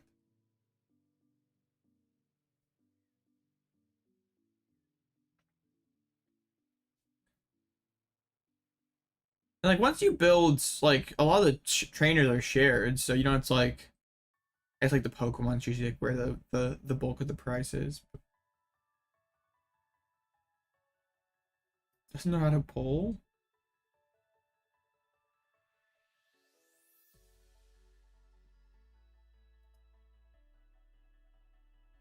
Moon. So the teen is lost. The guard one. I'm not super happy about that. It's okay. Well, oh. Well, that's that. Yeah, that is kind of difficult then. I guess I'm kind of fortunate to have like a lot of people in my area who I know and play with, and yeah, that's I guess not something that everyone has. Yeah, it would be kind of hard then, I guess. It it's not as bad as it used to be though, because like let's go back into the time machine. I love the time machine. I really like this deck, this Zapdos deck. But let's just go. It's like an LAIC, I think, one year, like the first tournament it was legal for, right? EUIC. I knew it was something. No. Even further. And further. And further. Yeah, OCIC. I knew it was an IC. This deck was broken. Played 4 Jirachis. Jirachi was like a $40 card. So this deck was like at least 200 bucks. And that's just one deck. So it's a lot better now. Like $200 can get you a lot more. $200 can get you like 3 decks now. And Jirachi's are getting like literally everything, like Blounds. Like what else did well at OCIC? Guess it wasn't in Zoroark, but some Pikaroms played it. Malamar played it. I guess it was like Pikarom, Malamar, Zoroark. I'm not talking about big Blounds. Those baby ones. That came later. Oh, this deck was so cool. But it also played Jirachi. Yeah, but they print everything so much now. Like that's kind of just a thing of the past. which is good.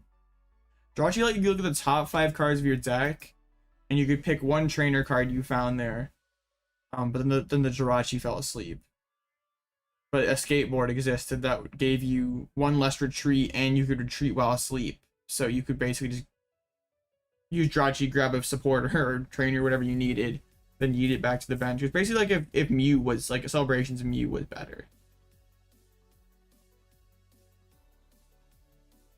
I feel like that'd be a pretty tough matchup for the Shadow Rider. Are you dropping then? Are you still going? Okay, well. Oh no, we could face the Armor Rouge again. Yeah, because also the tag teams were pretty pricey.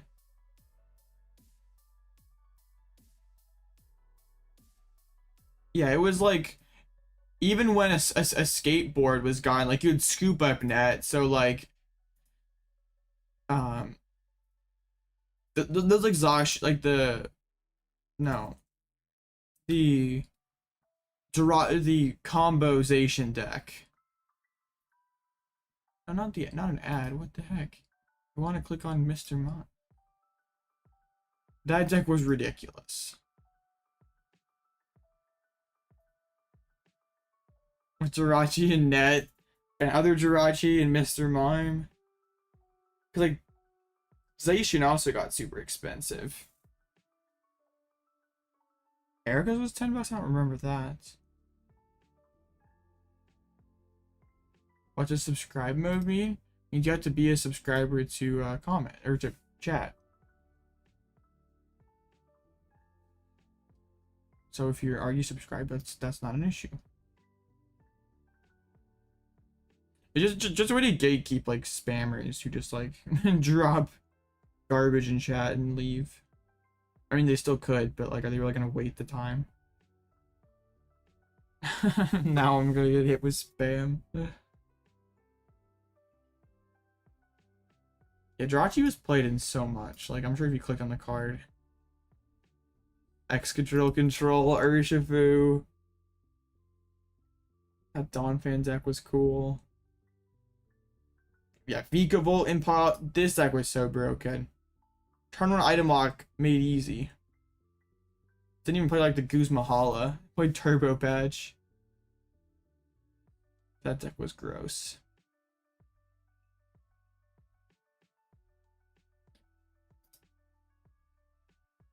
Yeah. It's in literally every, yeah, Welder decks loved it. Dragapult played it. Allowance played it. And it was super expensive, and you, like, pretty much had to have it. So I'm glad, like, Pokemon's not there anymore. Remember Toxtricity, when this was, like, actually a deck that people played? I remember, like, wanting to, like, trade for Toxtricity, but they're, like, kind of expensive. I think, like, this one, or whatever, like, the promo one, on, like, the PTCGO economy. The PTCGO trade economy, I don't miss those days. Alright, 47 out of 47. Yeah, literally. And then they came up with, like, the Pikarom Battle Arena deck with, like, the non-foil one, so, like, it got easier to get. But yeah, it was so easy to play it. And so imagine Jirachi with Battle VIP Pass. Okay, we hit the Gardevoir.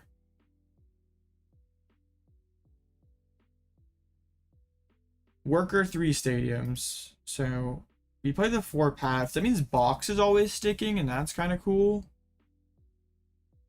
Yeah, it's pretty much typical Guardy. I guess no, wait, there's no VIP. Oh no, there's VIP.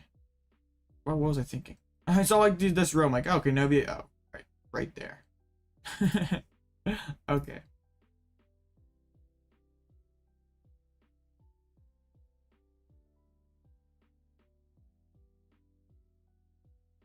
Like, Vika existed for a while, and I don't feel like it was ever, like, super broken. Like, even, I guess, maybe, like, Vikavolt Aerodactyl was a really good deck, but, like, everything was bad compared to Lugia. Because, like, usually when you think of item lock, you think of, like, super oppressive decks, especially stuff like an item lock turn 1.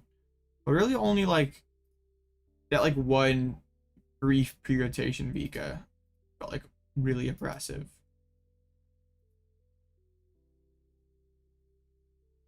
This loading screen is so fresh. Let's see if we can move up to a 5-0. Guardy's one of our trickier matchups. We're playing the 4 paths now. And the Box of Disaster still. And maybe a Trevenant can do goofy stuff and snipe a stadium bouncer, a worker or something. Like, the ideal plan is they have to spend one of their stadiums to set up or something, so so we can win the stadium war. Or that's like Ultra Ball went away or something.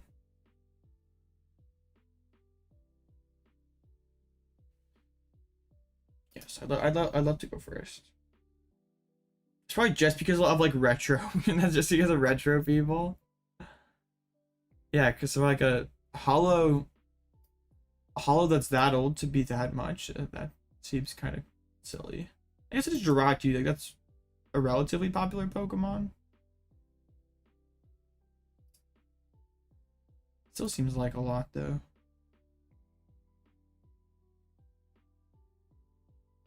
Why do I have so many energies in my hands?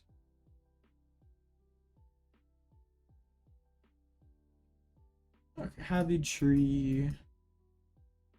Let's see, let's check for box and path. No box, that is bad. All the paths. Yes, Jirachi would be pretty correct in a GLC. That's true, I didn't think of that. I wonder if they like had like a GLC like regional or something. How many people would show up to that? I guess the regional. It's like probably a lot, but it's like an online GLC tournament, like okay pricing. I know you can't play GLC like on PCGL right now. Like how big is the GLC community? Because there aren't too many in like my area, but I know it is popular some places. Oh, 90 signups, that's pretty good.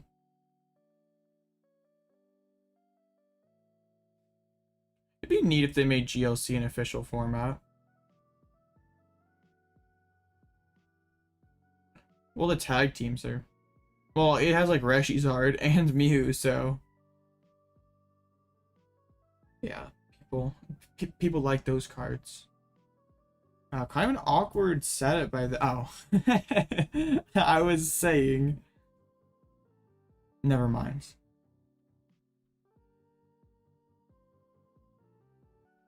I'm trying. The X1 prophecy. Seems good. Iono into double VIP. Didn't even have to use Mew. Dang, this is what it's like to be good at Pokemon.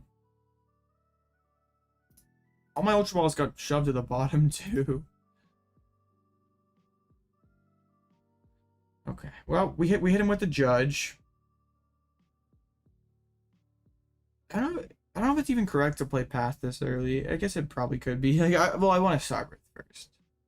But like, oh, perfect. A Dongtooth.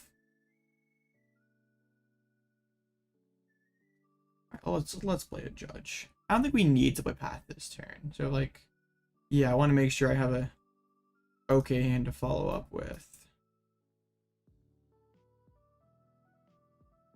I don't know if we go Tree here. Tree does sound like it would be kind of cool though.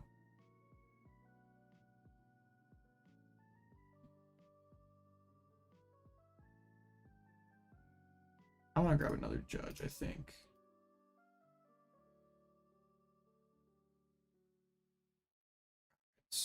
Boom. You won with the no-show? We take those? So what's your record then? I know you had said something earlier about like Path messing you up, but then you did like the Rads or the Zard game where you ninja'd them. Dang, no Box Disaster. 3-2? Okay. You're still playing the Goldengo, right? It could be. Looks like they're going for a step.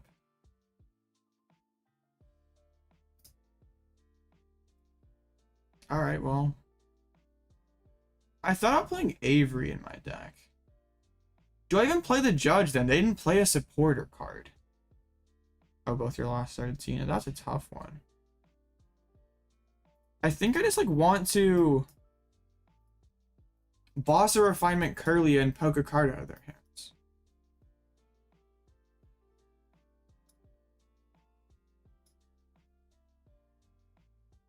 Like it's...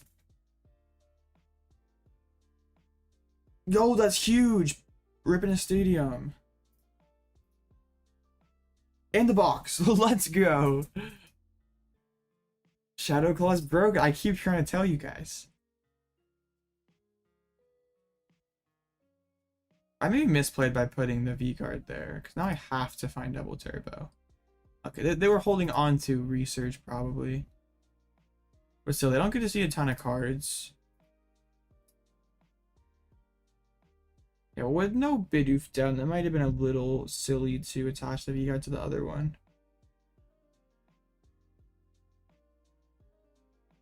I guess just whiff attack. You only have one refinement. And concealed cards, and you're gonna draw another refinement. Yeah, this tree's probably getting knocked down. We're gonna epic to path them. It was a Screamtail. Yeah.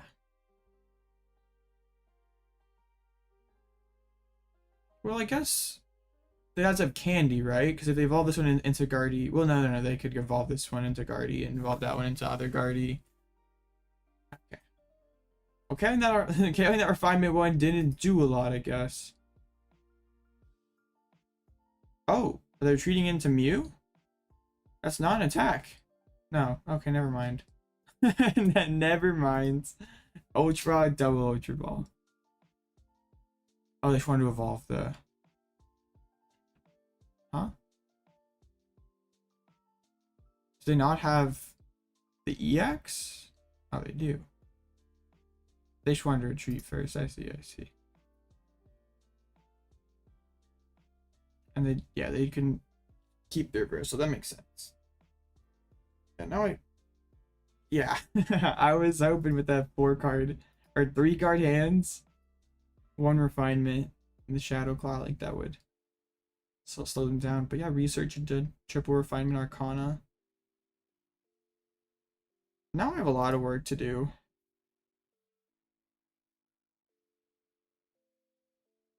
Guard either has all of it or none of it. There's no in between. Okay, I probably screwed up by touching the energy there. No bib in play. This is gonna get sketchy. Just hit the double turbo easy. Did not hit the double turbo easy.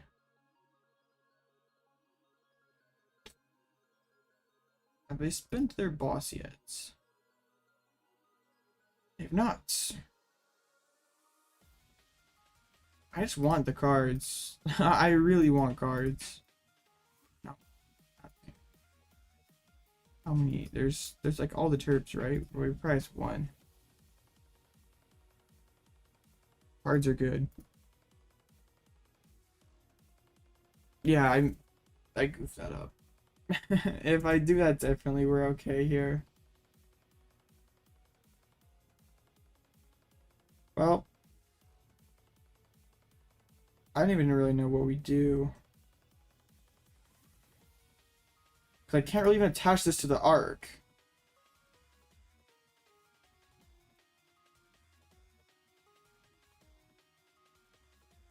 Even dropping this feels kind of bad because I don't get restart, but also I don't want them to just like knock out. Well, I can't really knock out an arc.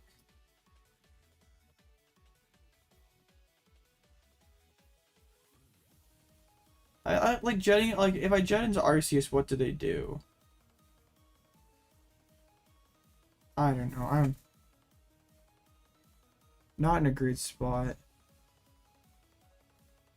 But yeah, misplay with the energy drop there last turn. Because if we go like boxed arc, knockout path. Would at least be something. Yeah. Not great. Okay. Seal cards. It's alright. Iono path carries. We did snipe one stadium.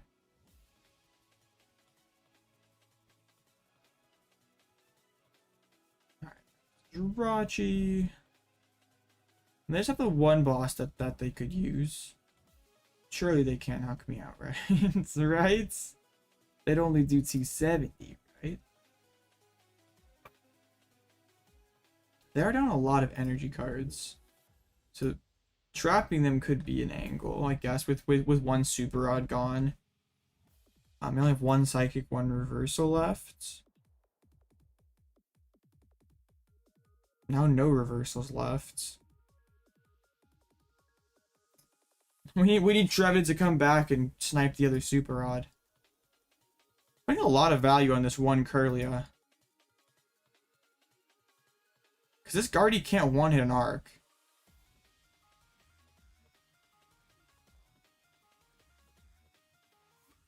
That's interesting. They evolve it, they boss. Yeah, this is pretty bad. This is really bad.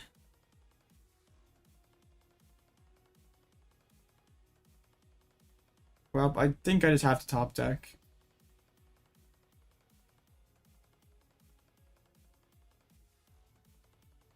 That's not it.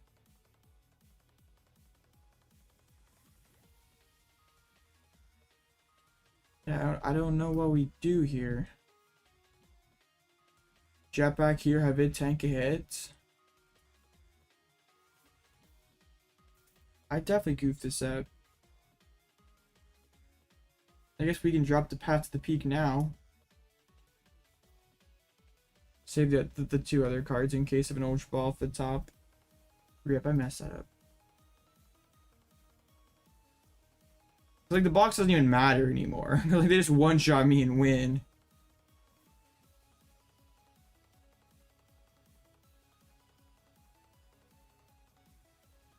The Trevenant there was good in theory. They probably top decked that research then, because like with two Ralts in play, you don't really care if you research into all the Kirlias. Just a brainwave. I have to like top deck like Ultra Ball for Bibarel or something. Escape ropes is no help. The only angle here is running them out of energies.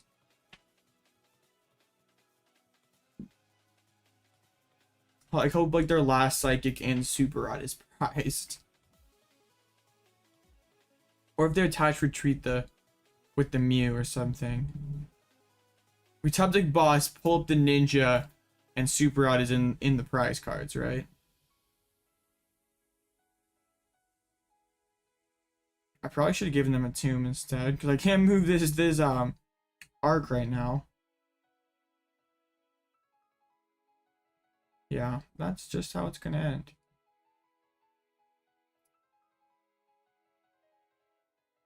If Guardy draws like that, there's not too many decks that end up beating it.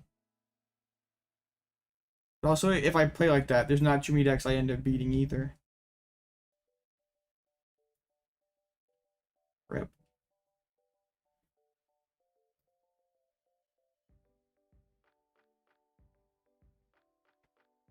I thought we were cooking there after we sniped the collab stadium. Just had 0 follow-up.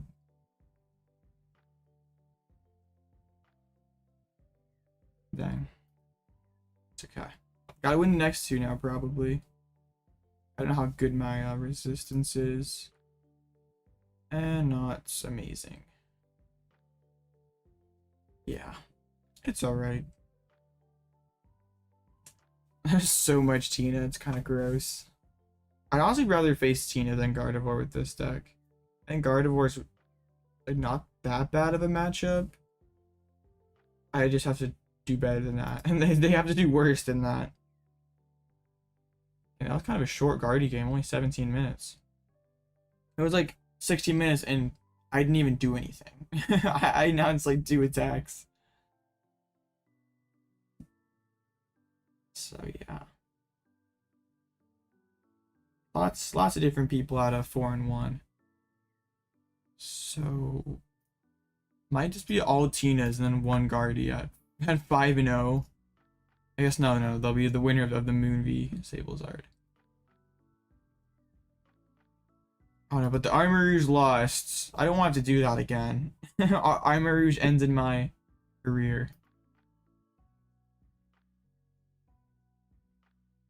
We could potentially have, well, Shadow Rider would have to win. Oh, it's against the other Arc Pile, that's what you mean. Against the Lilligant Arc Pile. I think Trevenant's just better.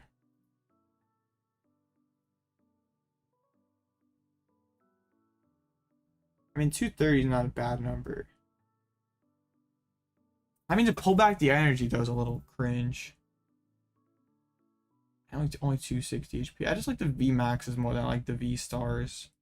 Charizard just can't kill them as easy. It's still an Arc Pile, though, so I can't criticize it too much. I guess the people that I lost to, there's like a couple of the people that I lost to are now 4-1. It's just the people at the start. At least there's no one like no showing yet. That's always the worst when you face that like one no show and like they like don't drop people and then like 7 or 0-7 on your resistance.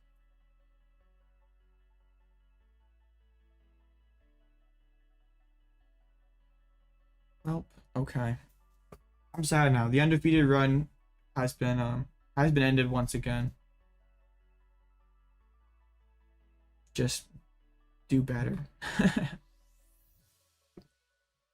Win more games next time.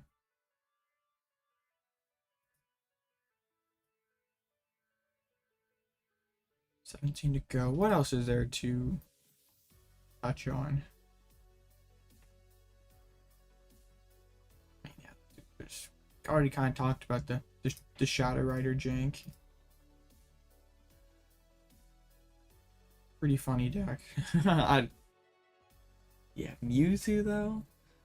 I guess it is pretty funny against Tina to go like Calyrex SP on Solrock Lunatone. And yeah, have that going. I mean, they just like Moonlight Shuriken then, and then what do you do? I guess they still need to take 2 knockouts to win. How are they gonna do that? Yeah, there's like no rescue carrier. Where's the rescue carrier to bring back the Solrock and Lunatone? I'm very disappointed. The Devo TM, double Avery. There's some stuff going on here. But there's no Eternatus VMAX, so it's not approved. And the double turbo is sort of interesting. The swing of Espeon or Mew all in one turn more easily.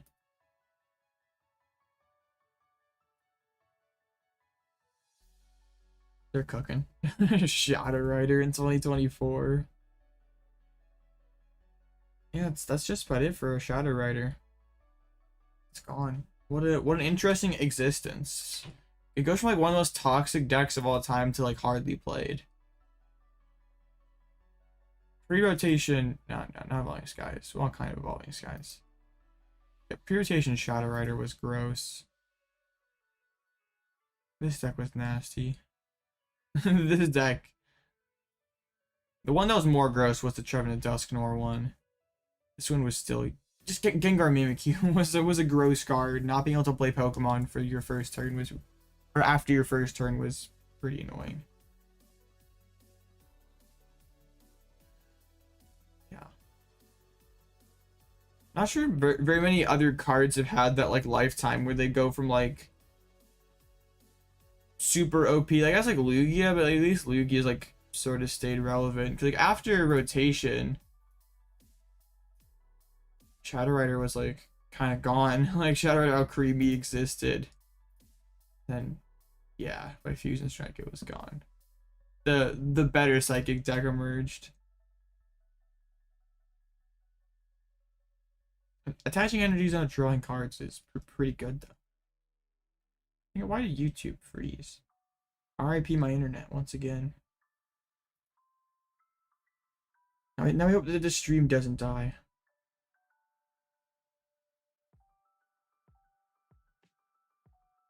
Okay. There we go. I'm back. I fixed it. You've taken an angry whack KO. Pretty good. Angry whack. There was like 1 point, like in the silver, or after Crown Zenith came out, I tried to like cook like a Regigigas deck. I don't remember which one it was. It was one of these I did very badly. I think it was earlier than that though. Might have been this one. Oh no, that was different. It was one of these. I was. There we go. This deck was cool. When it worked, it was awesome.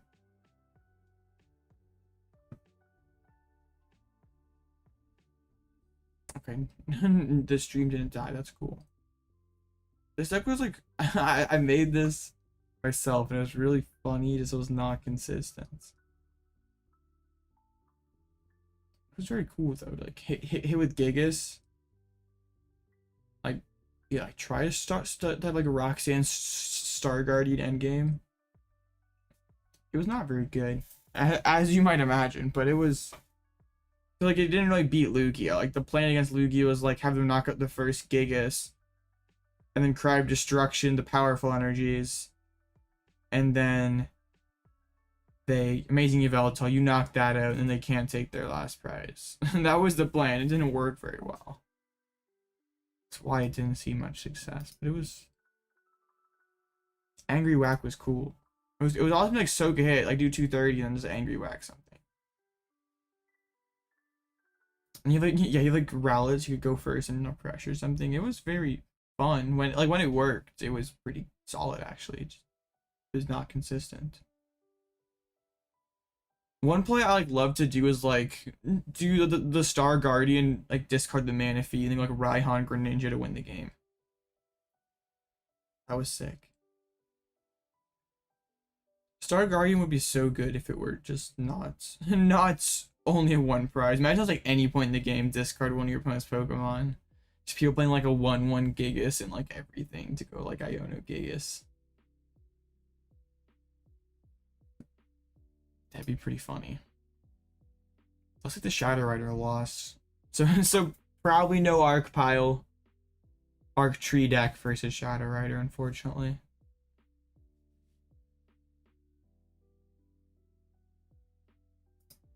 That's big sad. Cause there's bro probably has to face something else aside from Mirror and Tina, right?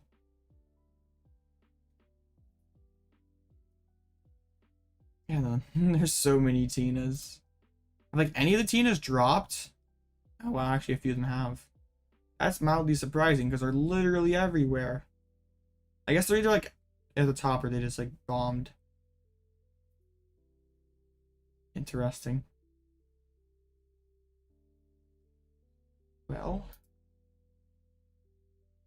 yes, we will win next round. I don't know if I like. How many people are there? Like 120, 140.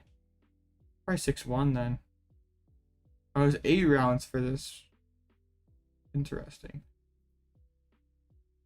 Well, it didn't only say 7 earlier on this one. Only says 7. What's the threshold for 8? I'm a peek at the late night one. Oh, it should be 8 Swiss rounds. It's just not. Okay. But this is the same organizer that had like top 7 cut the other day, right? So is it top 7 cut again tonight? Okay, only top 8 cut. Good.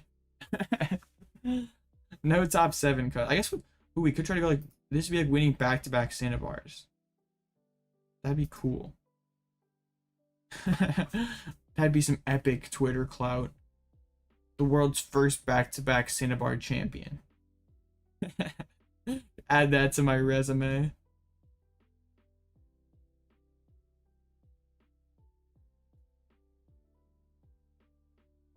I know, right? No top 7? I'm not the GOAT. I don't know about that. I play online tournaments. That's what I do.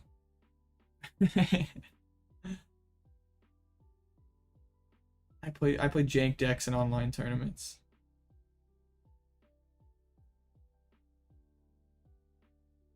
Dang. It's like the Arc Pile mirror. It is the Arc Pile mirror. What are my thoughts on Ross's Roaring Moon list? I think it's pretty cool because like sometimes Sawdust doesn't cut it, and like all the E switches and stuff, like you still can load up the moons. I don't mind it. I don't know, Casey. Because like usually if you're like dedicated enough to play online, like you probably go play IRL too.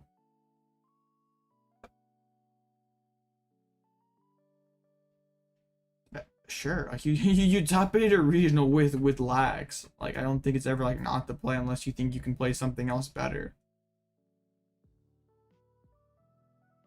Like especially in seniors, just being able to play your deck well goes a long way. Last minute swaps are 100% not the move. Don't be me in last minute swap. Sure.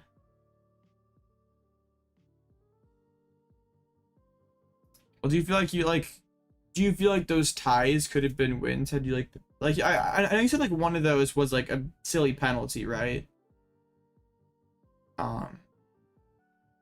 That if that doesn't happen, you win. And he also didn't have like a great like didn't have a great run of matchups either. He still got 4 wins out of it. I mean, like you already have your invite, right? So I guess you can kind of do what you want to do. Like, if you're still trying to get points, then just play the best deck that you're best at.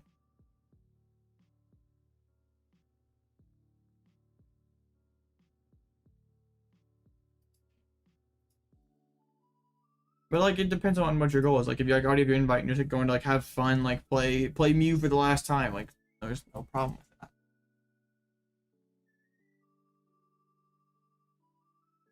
Might have some ties here. I want the Zard to win though. I want to clap a Zard. Yeah, that happens. It's hard to win with block when your opponent knows what to do.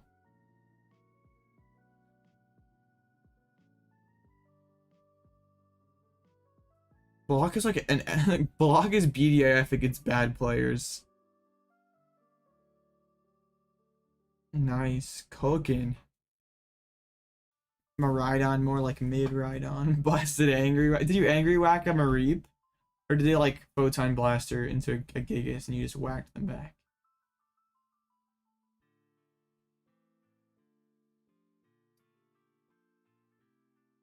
Angry whack too broken.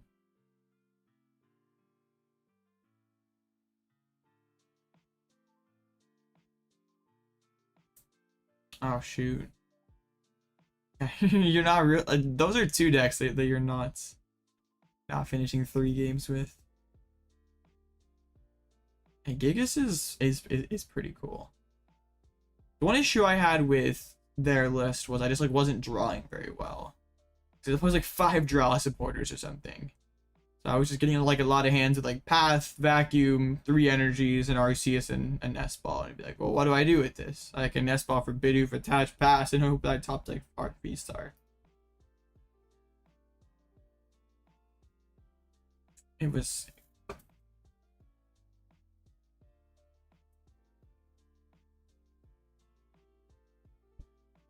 Oh, the one with the with the full face cards.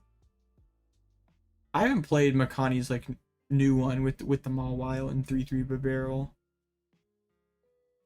Then you only hit 1 Zard. You really only hit like 2 favorable matchups.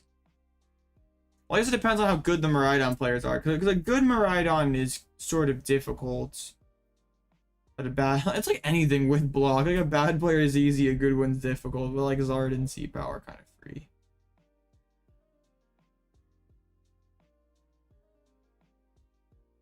There's a lot going on in that. In both the lists. But not that. I wanted the one below it. It is kind of crazy that like Makani went like 12-3 and still miscut. Like they either have to have asymmetric, like at this point they either have like a 7th round because these bubbles are getting absurd. That's what I think they should do. They should just have. Alright, got a chance at redemption against Guardy. Same thing here.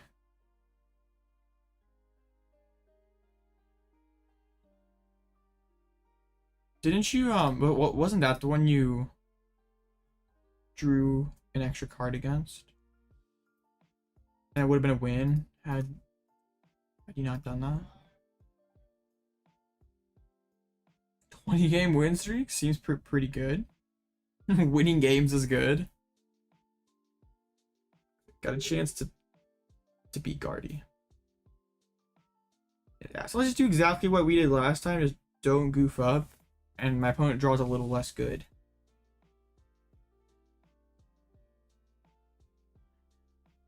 You're playing Archegigas Archery. Oh, that's.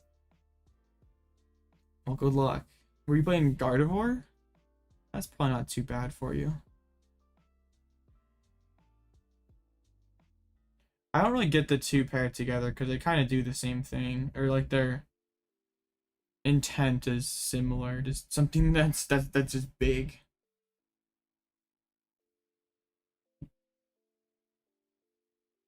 Third place list from Charlotte, busted. Where are they? There we go. Okay, I have a chance to redeem myself against Gardevoir. Pretty much the same as what we were dealing with last time. Like VIP Guardy with a Mew, 4 stadium bounces, like 3 stadiums and a worker. This might be the exact same thing. Who played this list? Because like it's not the third place one, because Gustavo played Turo. I don't remember. Let's go first again. We did. Ooh. How is the deck against Brick PAL? Judge Path tries. It's probably similar like the Goldengo. Wow. That was not in good hands. You just try to Judge Path and scam them. Like probably not great. Game 3 was winning price all 3 Frigibacks. That sucks. That is horrible. There's really no coming back from that one. You need a massive brick from your opponent. Speaking of, this hand is pretty bad. There might not be too much coming back from this.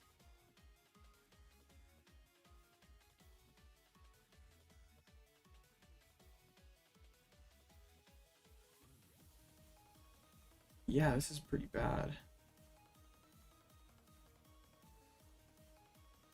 Alright, Nestash, give me Nest Ball from you.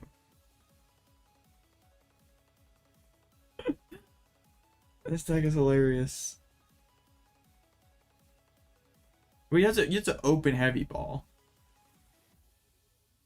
That sounds pretty tough. Okay. Turn 2 tree. Sounds good.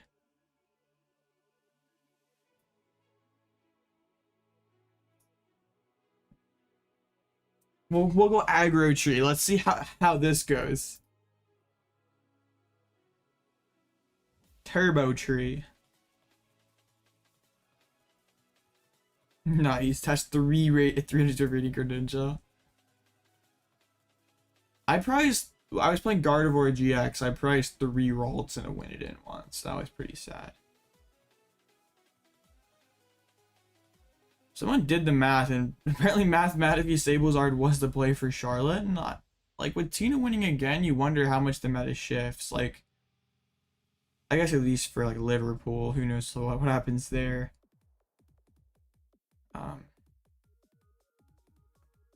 Yeah, Because like Mew probably goes down, like Rapid Strike continues to go down, like Moon's probably up, like Tina probably goes up, Miraidon, I don't know, like Miraidon as an archetype continues to like do badly, but like it keeps racking up like okay finishes. I don't really want the path just yet.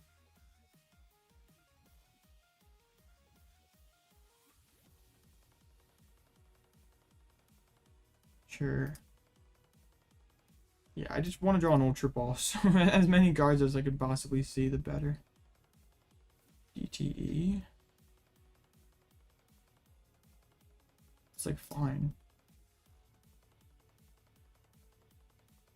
Okay.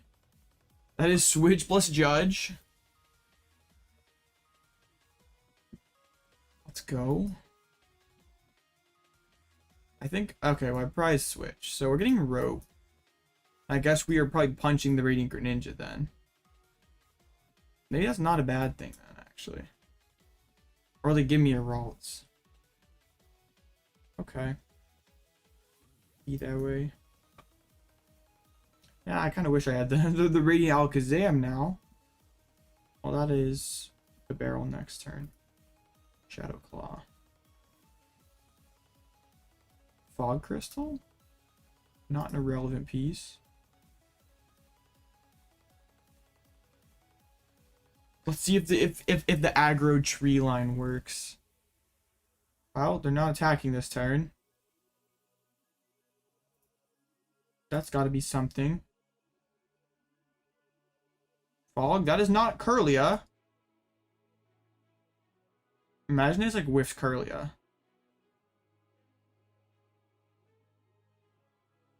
Judge plus tree is the truth.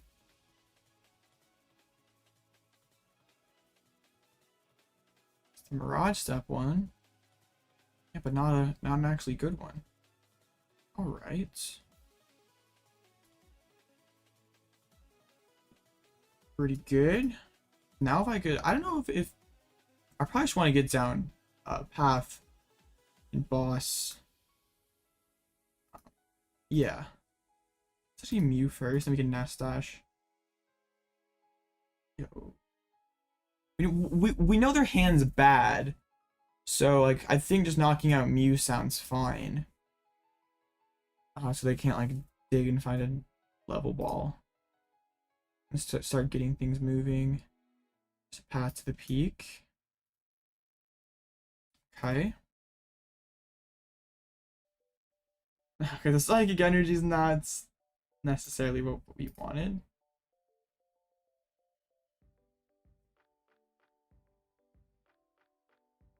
Right, so they promote the Kirlia, so they're, I guess, confident that they object the refinements.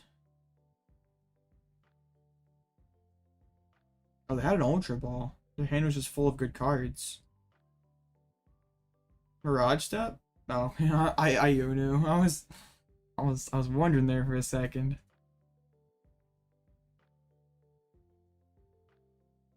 All the paths. Wonderful. They just step. We hit him with the Judge Claw again. Or I guess like Boss the Kirlia Claw. Either or. Okay, we do that. We Nest Dash. Iono's there. Well, I don't really want to Iono them. Their hands, they can just pop off and play down a ton of Kirlias. So we will Shadow Claw. Hit Research, yo! That's pretty good. I guess the argument to playing Iono would be to try to dig and find the Box of Disaster.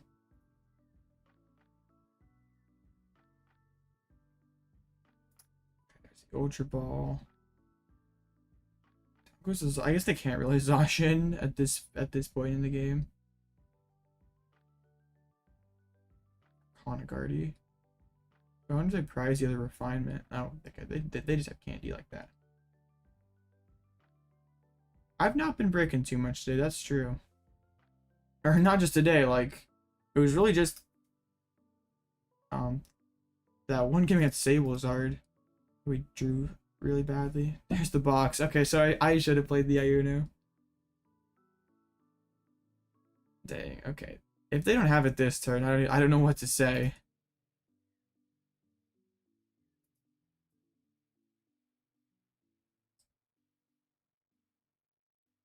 Yeah, this is not the best. I thought the tree hitting the research might have been something. Drawing so many cards. If they don't find Guard EX, that'd be crazy.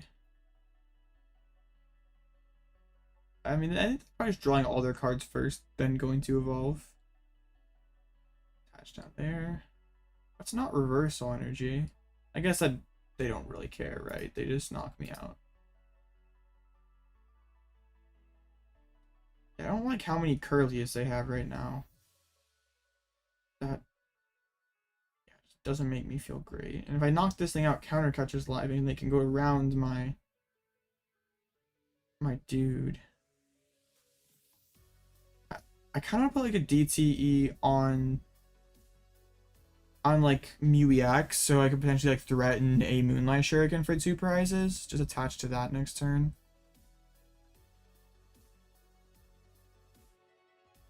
Yeah, we can like box up the Arceus. Attach to the Mew. Drop path. I don't really need Cheren. So do we box the benched Arc? That's the question. Think they win? Yeah, they're in a pretty decent spot. I don't know if they've won yet though. Not quite.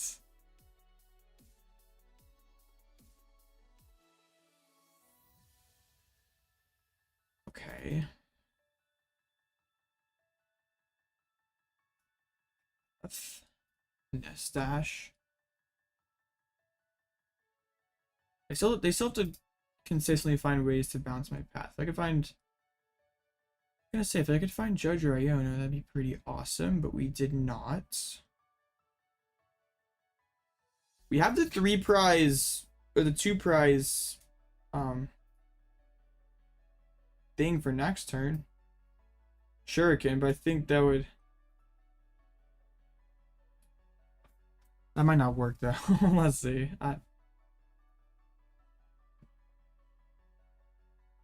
They'd probably counter catcher. Yeah, it's definitely in their favor. Not being able to find like any sort of hand disruption that last turn definitely sucked. I wanted to see. Yeah, they still have 3 stadium bounces.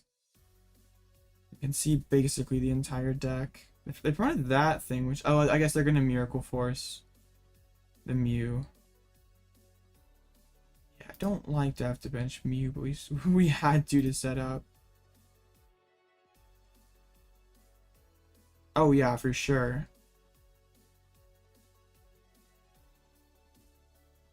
Well, they've used all their draw. Almost all their draw. There's the Artisan. Well, yeah, if like Box knocked them out, and then we could use Mew to Moonlight for 2, that'd be broken. Yeah, but this play seems way too easy for them.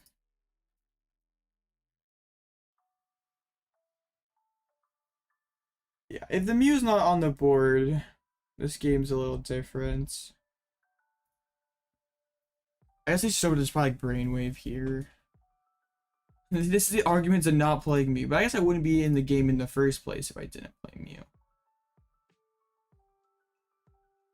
Huh. Now what? Now what do we do?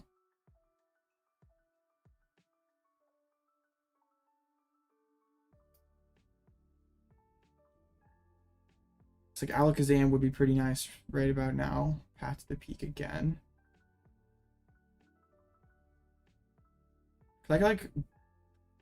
I just feel like if I don't,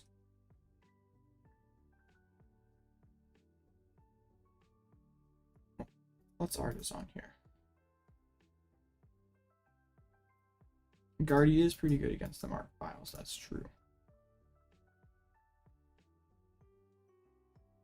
No, I didn't want to do that. I think we just thinned the Bidoof. Like, we have the Skwovet and the Bibarel on the bench regardless. Okay, I'm just gonna boss this Curly, I think. And try to find Arc VSTAR.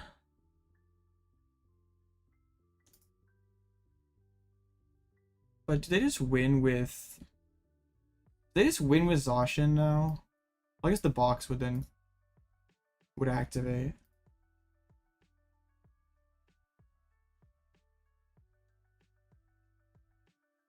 Because then the turn after... Assuming they just go like... Miracle Force. I guess they're probably not going to do that. Oh...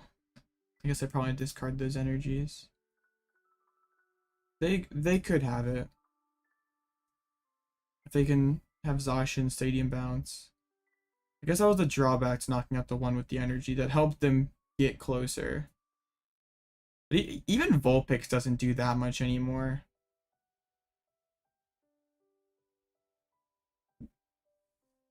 Just not being able to play a judge there. I think I probably screwed that up and should have played Iono and punched the active. That just feels really bad.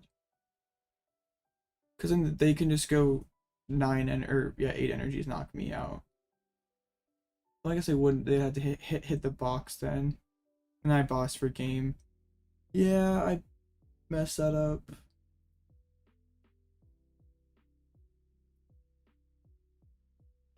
Yeah, I should have dug for the Iono.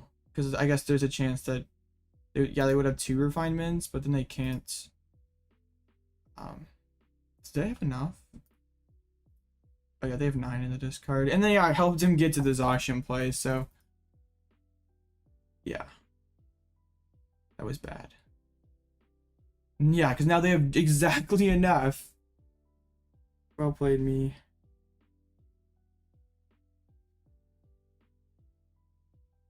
Bodied.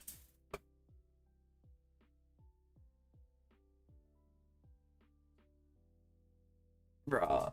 Yeah, if I just punch the Guardy there, because we're behind on prizes, then like reversal countercatcher still aren't live. Yeah, because like they're not finding Iono and they're not finding boss and knockout and stadium, all that. Yeah, I think I did that wrong.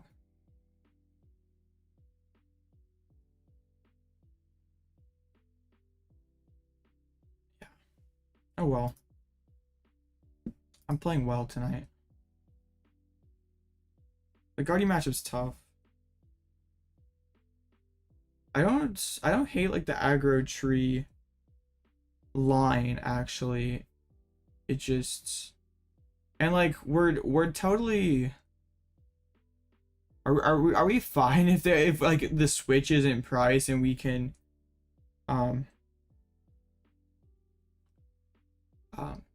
just knock out the Mew? Probably. The deck is getting nerfed but buffed. Dang. Kind of can 4-2 make cut? Probably not. I'll play out the last round regardless.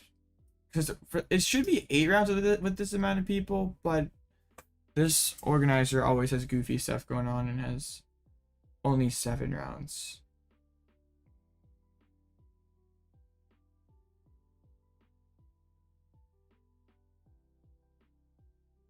I would say that like, it like takes a certain degree of experience and just, yeah, it takes like a lot of experience and practice to like jump between decks. I don't know if like picking something the whole format, but having like 1, 2, or 3 decks you're like good at. I'll ask if they're gonna have 8, because I guess it's like an outside shot that we can make it in if there's. But probably not now. I guess I'll call a judge back in the round 1 game.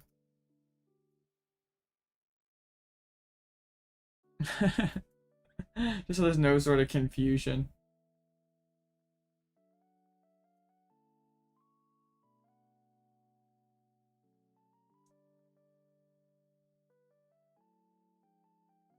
Because sometimes they just don't update them.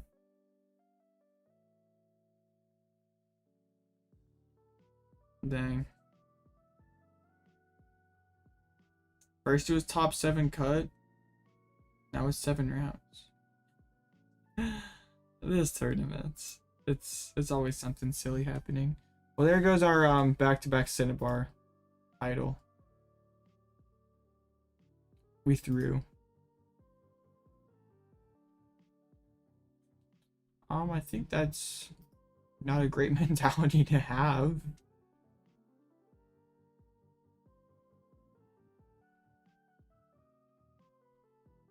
I mean, there's going to be a lot of trying and failing, but it's, if you put the work in, like, eventually you'll find something else that works. Yeah. I think it's, yeah, it's not like, surely there's something else you can put, not just lax.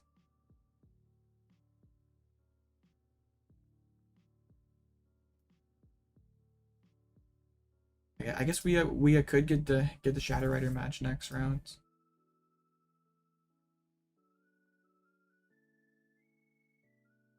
So yeah, after that game, I think like the aggressive tree is the game plan against Guardy. Just have to execute the end game a little bit better. Also, just sort of stinks. Like, both Guardians like haven't even had like that strong like turn 2s against me. It's just that they like turn 3 they like, totally go nuts and get back in the game.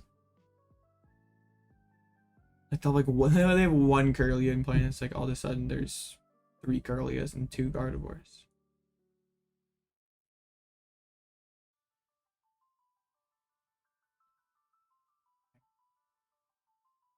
The Arc Piled Insanity runs over. Arc's doing pretty well tonight. I guess, yeah, we faced it back-to-back rounds. It just farms me. Well, what's funny is like both of them didn't even step. Or that one stepped for 1. And the first one didn't step at all. They evolved 1 Kirlia. Or no, did they step also? I can't remember, but like I lost. You're probably gonna have to be 502. I don't even know if 502 makes it, because there's gonna be 1, 2, 3, 4, 5, 6, 7, 8, 9, 10, 11. Like, okay, yeah, these 502s probably make it. You need to be 502 or better to make cut. Yeah. I was beating the Gardevoirs the other day, but also I was getting a little more lucky with my judges and stuff. Like, I was able to get a little bit of a lead. Also, Radiant Alakazam would have been pretty good there. Like, I had the Radiant Alakazam before, and at least being able to like damage up the like Guardy EX or something. In the early game, it does, like, before they're set up. Like, they have to find their level. Like, but once they get all the Kirlias, yeah, you're right. But like, they have to get the Kirlias.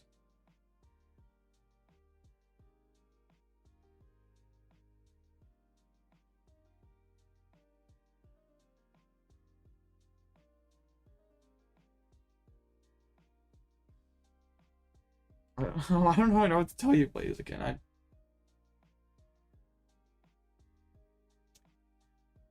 Bro's just unlucky at everything aside from lax, I guess.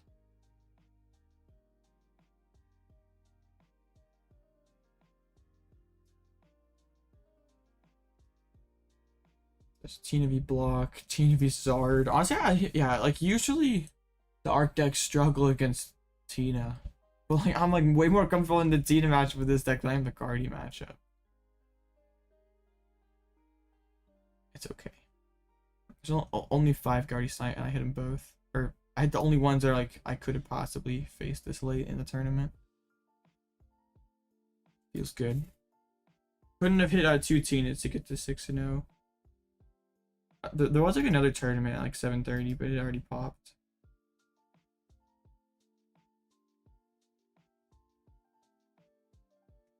Banette's Zoroark, Scarada. I love how like there's like all these like kind of funny, goofy decks. There's like one. There's like also DT, Mew, and Sable's are hiding in there too. Yeah, lots of Tina. Who's surprised? Anyone playing the broken deck? No. Okay. Namorous V. Interesting.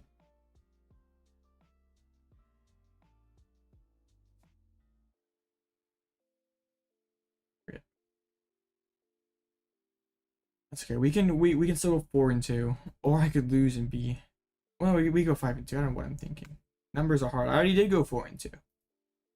Numbers are hard. I could, yeah. If I lose next round, I'll lose a win and gain a loss. That's how it works. I guess one thing is one of these 501s is gonna find someone who doesn't want to ID, and they're gonna have to win. Like one of them will get up paired to the 6-0. The other one's gonna get down paired, and that person's probably not gonna want to tie.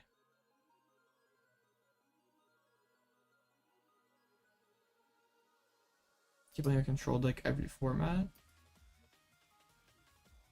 It doesn't seem like an awful idea if there's like a competitively viable control deck. Because it like for a while there's a long stretch where we didn't the last couple of formats we didn't really have something like since Scarlet and Violet rotate Scarlet and Violet came out like rotation at EUIC last year.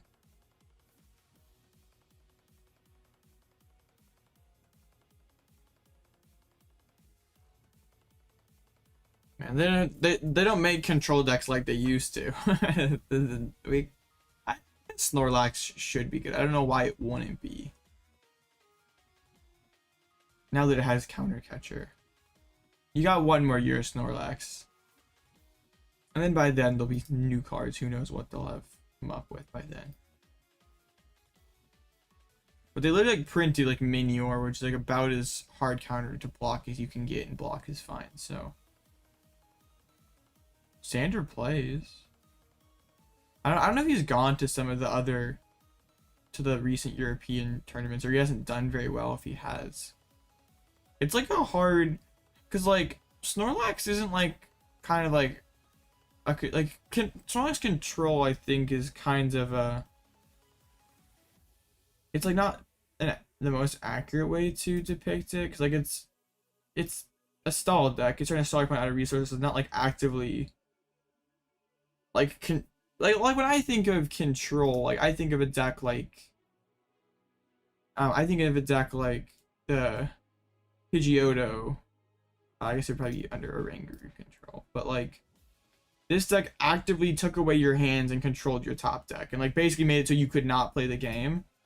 And Snorlax does that in a way, but it's like its win con's a lot more simpler and a lot like less combo based, like we've seen with a lot of other control decks in the past.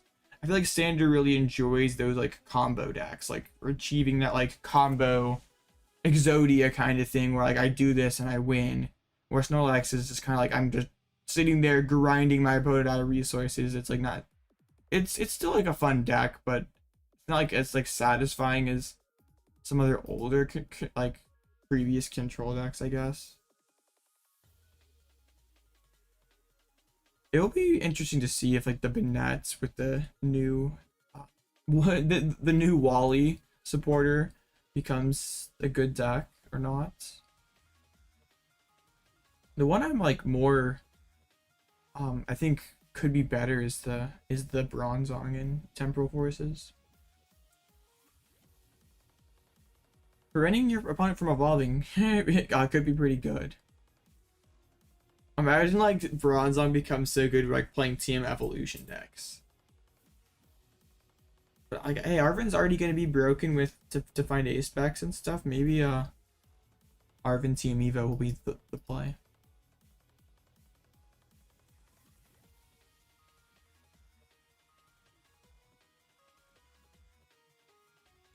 All right, 35 out of 35. Alright, no more messing up. No more guardies. It still would have been an interesting game to resolve it against that Gardevoir, but it at least could have made it more of a game. Still no guarantees I would have won.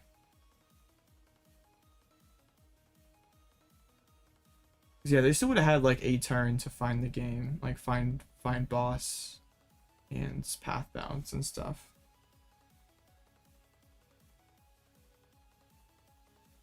Cool. This was on Zard, right? Oh no, they're not. This is on Sable Zard. Yeah, I knew it was some sort of Charizard deck. Okay, gotta beat another Sable Zard here. We beat the last one and they like and we didn't draw that good. So yeah, let's just actually draw good this time. And roll the Sable Zard. But also that Sable Zard chose to go... Oops, I don't want to decline. Chose to go second against me. I mean, they still had to spit and stuff, but like... if you whip the spit and wins second, you're so disadvantaged. I know, right? Just draw and win. It's not that hard. Just draw the right cards in the right moments. If you don't, it's a skill issue.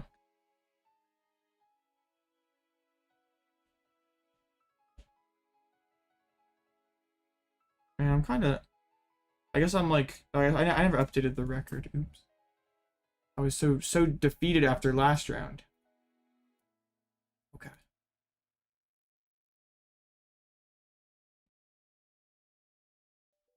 Here we go.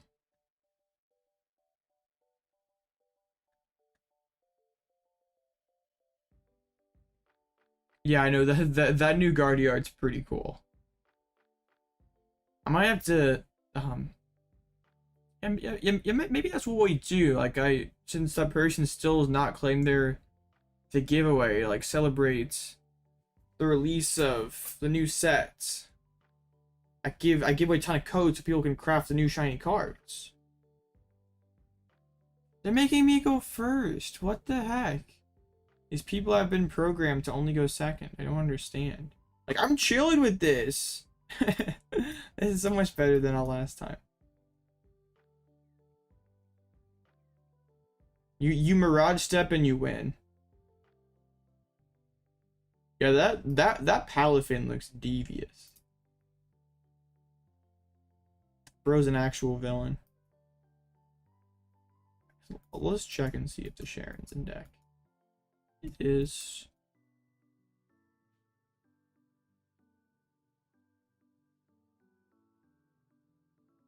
Yeah, Temper Force is going to be a big one.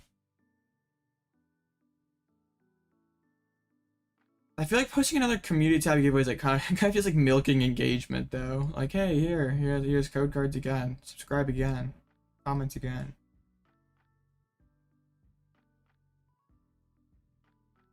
Let's think of a more creative way to give them away. That's fine. I can just get Jet Energy or something. Yeah, Temporal Forces should have a lot of cool cards, so probably smart to save your credits for that. Yeah, what Josh said, smash the like button. Yeah, this is why you don't go first in this matchup. Oh, I'm not playing Judge on you. So let's just get like Jet Energy and Bibarel. Dang. It's crazy. Because they could have that exact same first turn, but at least I wouldn't be applying pressure on them. And hey, maybe I would have played a Judge on them if I would have seen that. Like, I would play a Judge and try to better my hands. And that would help them out in the process. Yeah. Because now, if they just get so far behind here, like, they have like Radzard 3 times, like, through my Iono pass. Sounds pretty hard. They got another Comfy. They're not cooked yet. Oh, that was a fast choice. Okay. Yeah, they didn't have an option there. It was either yeah, the fire's gone. I am happy to see these stadiums get dumped. It's the usual 5 stadium answers. But 2 of them are already gone. Counter catch the Bibarel? Okay. Just gonna spit the Bibarel. And they spent vacuum. Why? They should read their own card. This doesn't work on... I mean, it gets them to 8, I guess. But now I only have 2 stadium bounces left. And I got lots and lots of paths still to come. That doesn't seem worth it. Okay. Yeah, I don't know about that one.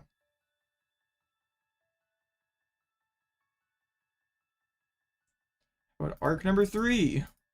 We'll have the trio of Arceus here.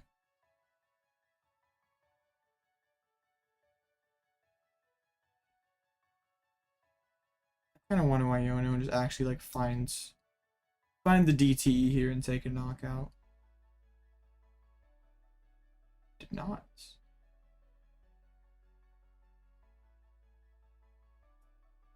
You got the Mirage Step. Pretty good. Alright, well. They stole a turn. But I guess not. The Bib does knock out my draw engine. But they still have to take 3 knockouts. I'm not benching another single prizer. Maybe they'll try to just Lost Mine around me.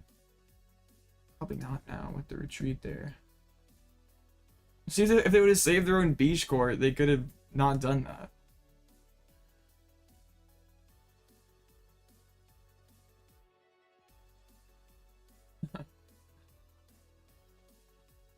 Where's the rope? Yeah, I don't really want to rope me right now. And Course is a pretty good card. Okay.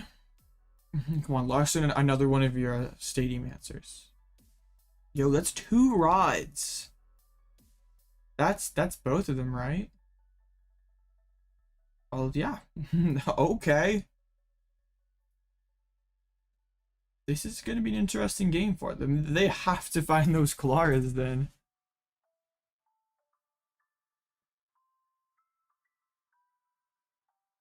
That's surprising. Must have been a pretty good chorus. I understand pitching the rope. Like, don't want to... Yeah, that's kind of a tough decision, but they do decide to KO the barrel. Yeah, definitely not fishing today.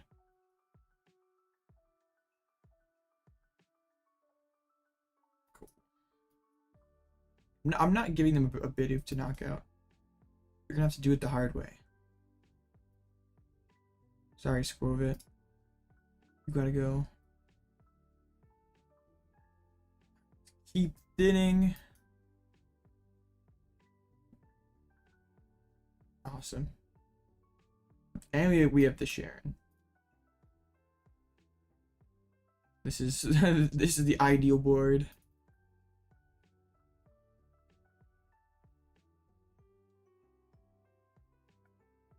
Pretty good. And now they probably like Sableye spread on all of them. Yeah, they just straight up promote the Sableye. They have to spend their like resources perfectly because they've gone these Radzard 3 times and have 2 Claws and 1 Radzard. So if one unfortunate loss zone or like if one's prized and they can't pull it, then that might be it. And they can't like bench Radzard early either to play around the Iono.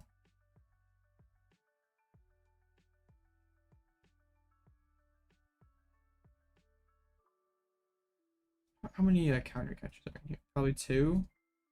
Yeah. Oops. I haven't lost zones one yet. They just played one. They didn't play a Colress, so I don't really want to play this Iono on them.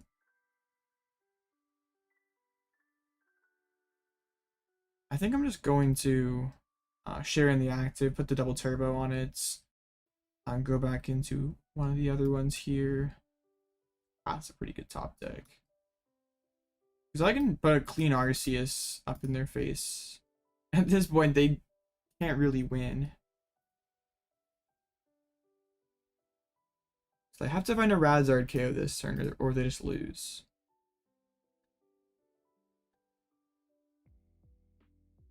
Yeah, they have to well wait, they have to Radzard attack 3 times, and they're already down 2 of their 3 of their stadium bouts, so only have 2 left. So if I can just find my pass at the right time, they can't win either. And they just concede. Okay. That was an interesting game. Everything felt so smooth aside from the like 2 Guardy games that I goofed.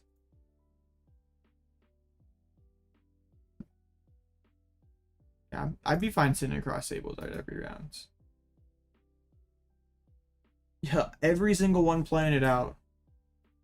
Is there any sort of way we sneak in? Because my opponent's win percentage is probably solid. Let's see, there'll be 1, 2, 3, 4, 5, 6, 7. Hey, there's a way, I guess. But those, well, no, the 5-on-1s always make it before I do. So wait. There's 1, 2, 3, 4, 5, and 6. Nah, even best case scenario, we don't make it. Cause yeah, for best case scenario, we're 9th place, and that's probably a bit of a stretch too. Oh dang! It's not a 8 rounds or top 16 cut, so that's the end of the road. I don't really feel like sticking around 18 minutes to see that we get 11th place. I'm kind of sad that I didn't do as well today. And 5-2 is still not bad, but definitely feel like I could have done better against those 2 Guardies. Bliss still feels pretty good, and I with the full face guard, the Tina matchup, it feels pretty solid now. I did definitely miss Alakazam against Gardevoir. Didn't really miss the Leafeon V VSTAR. And just having pass is pretty good. So I'd say overall the changes were positive. And I think we did learn that like going first and going for like the attach the Trevenant greening cells and trying to shadow, let's like go turn to Shadow Claw plus Judge is the line. So I think if you're Trevenant, like if Trevenant can get them to stumble for 1 turn, like it can take 3 prizes. That should be the dub.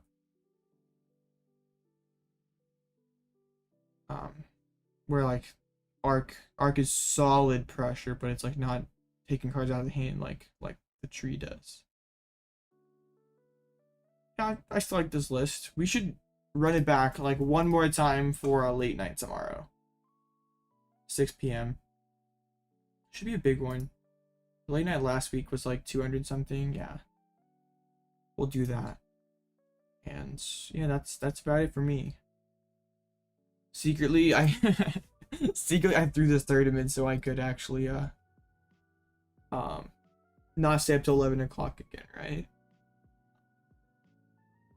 Well, yeah, that's about it. And no top cut. I'm lame. I'll do better next time. Guaranteed top 8 tomorrow at least for late night. I appreciate y'all for hanging out. Join the Discord link below. Subscribe if you haven't already. And have a great rest of your night. And I'll see you tomorrow for late night. Bye.